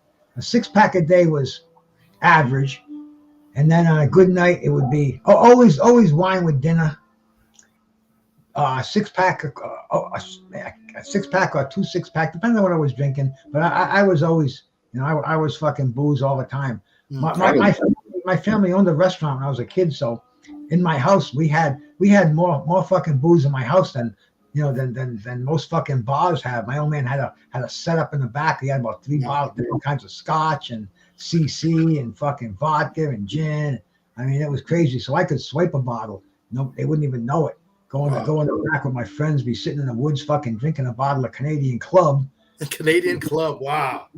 We'd be throwing our fucking guts up. And, I haven't had that in years. Canadian Club, wow. Might be 15 years, or maybe a long time. Canadian Club, wow. It's CCVO, Seagram 7, Paul Jones. Oh, shit. All the bottom shelf stuff, then the top shelf stuff. You got the Jack Daniels, the Jim Beam, Cuddy Sock. Then you got the top shelf. You got the Seagram's Crown Royale up there, the Chivas Regal. Wow. And this one, and like I said, though, I remember all these things, but I haven't had a fucking drink since freaking early 2000s. Nice. That's good. Yeah, my wife drinks enough for both of us, so. Okay.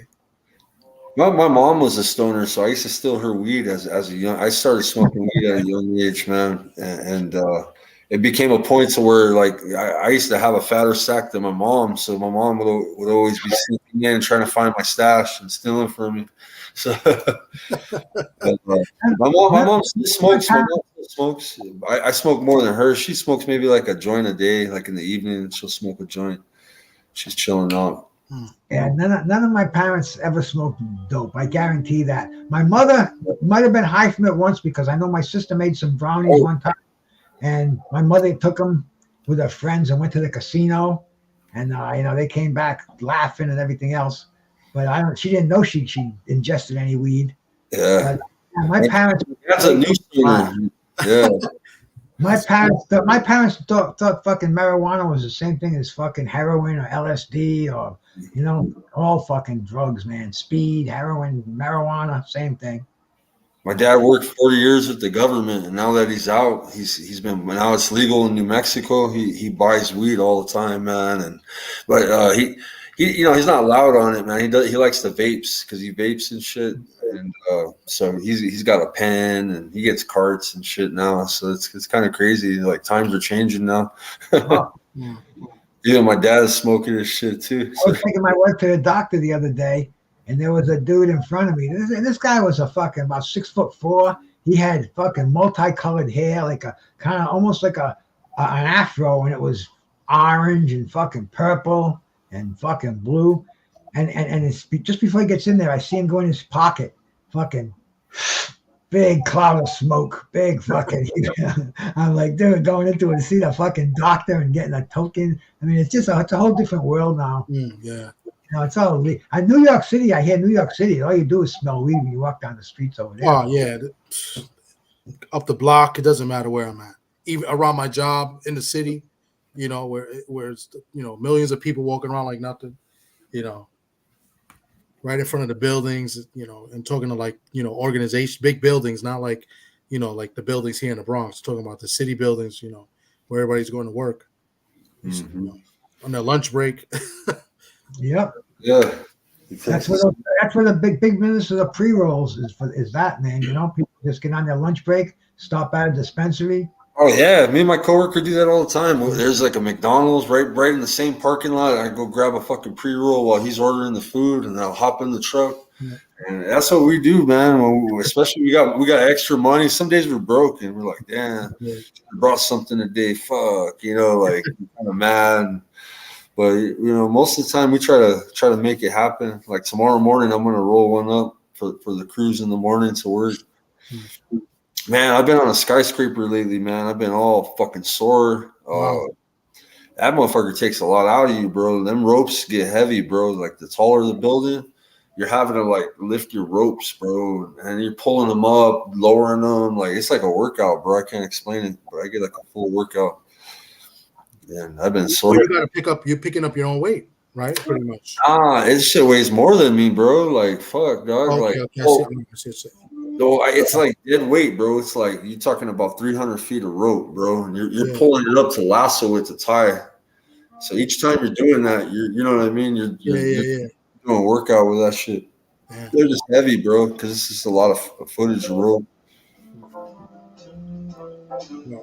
Well, guys, I'm gonna sign off. I got to do a couple things, but I'll catch up with you guys. It's gonna be Thomas, when's Freddie Roach on? Well, it's an interesting week for me. So I just got the agenda for this week because there's a fight Thursday. My friend is fighting. He's fighting this guy from Ireland.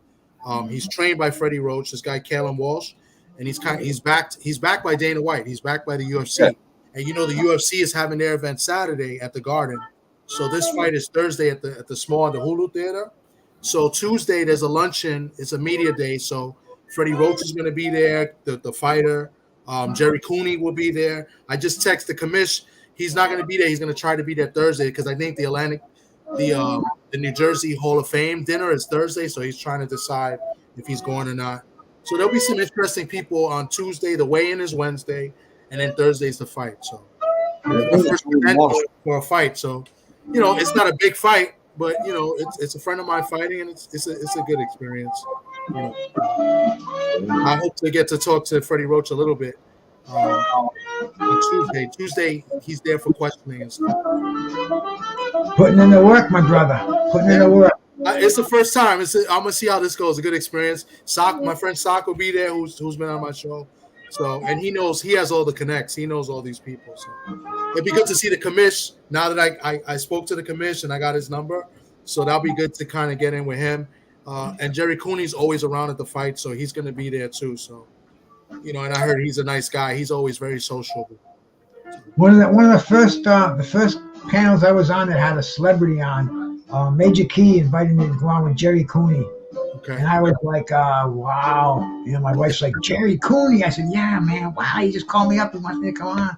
And that was the beginning of, I was starstruck. I said, wow, I can get these boxes to come on, and so cool to talk to him. And Jerry told me some fucking good shit, man.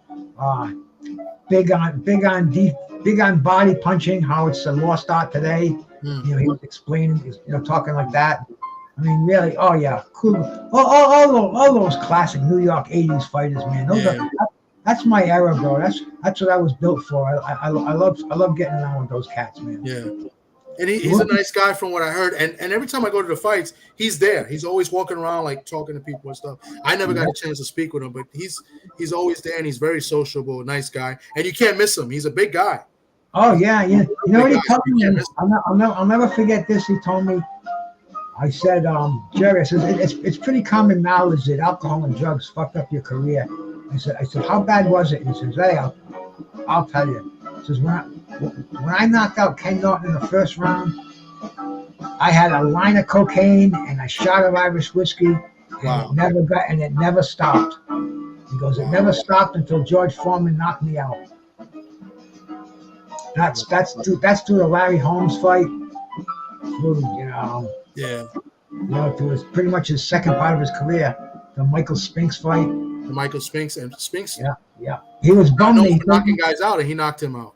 Oh yeah, he was bummed. He said he could have knocked out Spinks. He could have beat Spinks, but he was fucked up, and the fucking drugs were more important. He was fucking he was doing what Jerry Cooney did back in the 80s and 90s. So it's crazy. When Pedro tells me stories all the time, I hope to have him again. And he says they hardly test. Like people were on coke, during fights. They were taking lines of coke before fights. It was normal, and they weren't getting tested. It's crazy. He told me a story about Camacho. Like it's just, it's crazy. Yeah, sure is, man. Sure is. Well, see, this is cool that people like us we get behind the scenes a little bit, and we start to know these things, and we can share them with other people. Yeah. And it ain't like, I heard from a guy, bro. I heard from the guy who was right back there with fucking Camacho fucking cutting up the lines in the bathroom before the fucking bell rang, bro. This is so. Hey, man, good hearing from you. I've been here for over 2 hours, man. I'm about ready to shut it down, and had to turn my yesterday, so we still got another extra hour sleep tonight. Yeah. Well, I got to get to work. I got to get ready for work and stuff. So you guys have a good night. I appreciate you guys. Take care. Catch you next time, brother. All right. Thank you guys for tuning in. Appreciate you, Bruce. Much love, man. Great show as always. I'm getting hyped up for December 9th, man. We got Regis and Haney, man. That's going to be a good fight. We had Coach Evins, Tobler in the beginning of the show. And, they're confident, man. They're going to give you a good fight. Absolutely. All right, Skywalker. I'll talk to you tomorrow, bro. Peace out, guys. So, man, I appreciate you cats coming in here. Been listening to the George Culligan Quartet in the background, man. That's a live concert that's going on right now at Smalls Jazz Club in Greenwich Village, New York City. That's George Culligan on the piano, Nicole Glover playing that tenor sax. She's got quite the lips and hands. Alexander Claffey on the bass, and Kush Abade on the drums. So they took us out of here kind of nicely. I appreciate that, man. And thank you, cats, for coming in here. We had a good little talk here. Couple of hours. It's what I like to do. I'll let my man 150 take us out of here with the theme song. Shout out BruceGas, aka Toka 2. You know I had to drop a track for my boy. Where you at? Camping in your rapping boys out here telling favors. I'm the hardest young nigga, I ain't signed to no label. Hey, BruceGas putting no fights on the table. Calling that Boston since Kane versus Evins. Smoking so much gas, you would think that shit was fatal. I'm the people's champion like Muhammad Ali.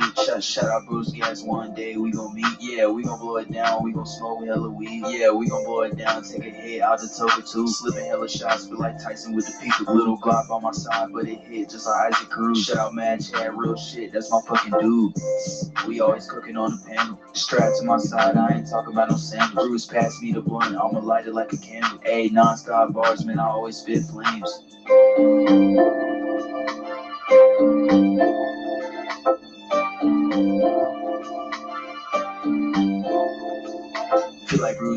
always got a different strain. Bitch, you ain't like me, you can never feel my pain. You win and you lose, well, this a fight game. Don't beef on the net and the shit won't change. Said that on the stream, gotta do it for the game. Said that on the stream, gotta do it for the chat.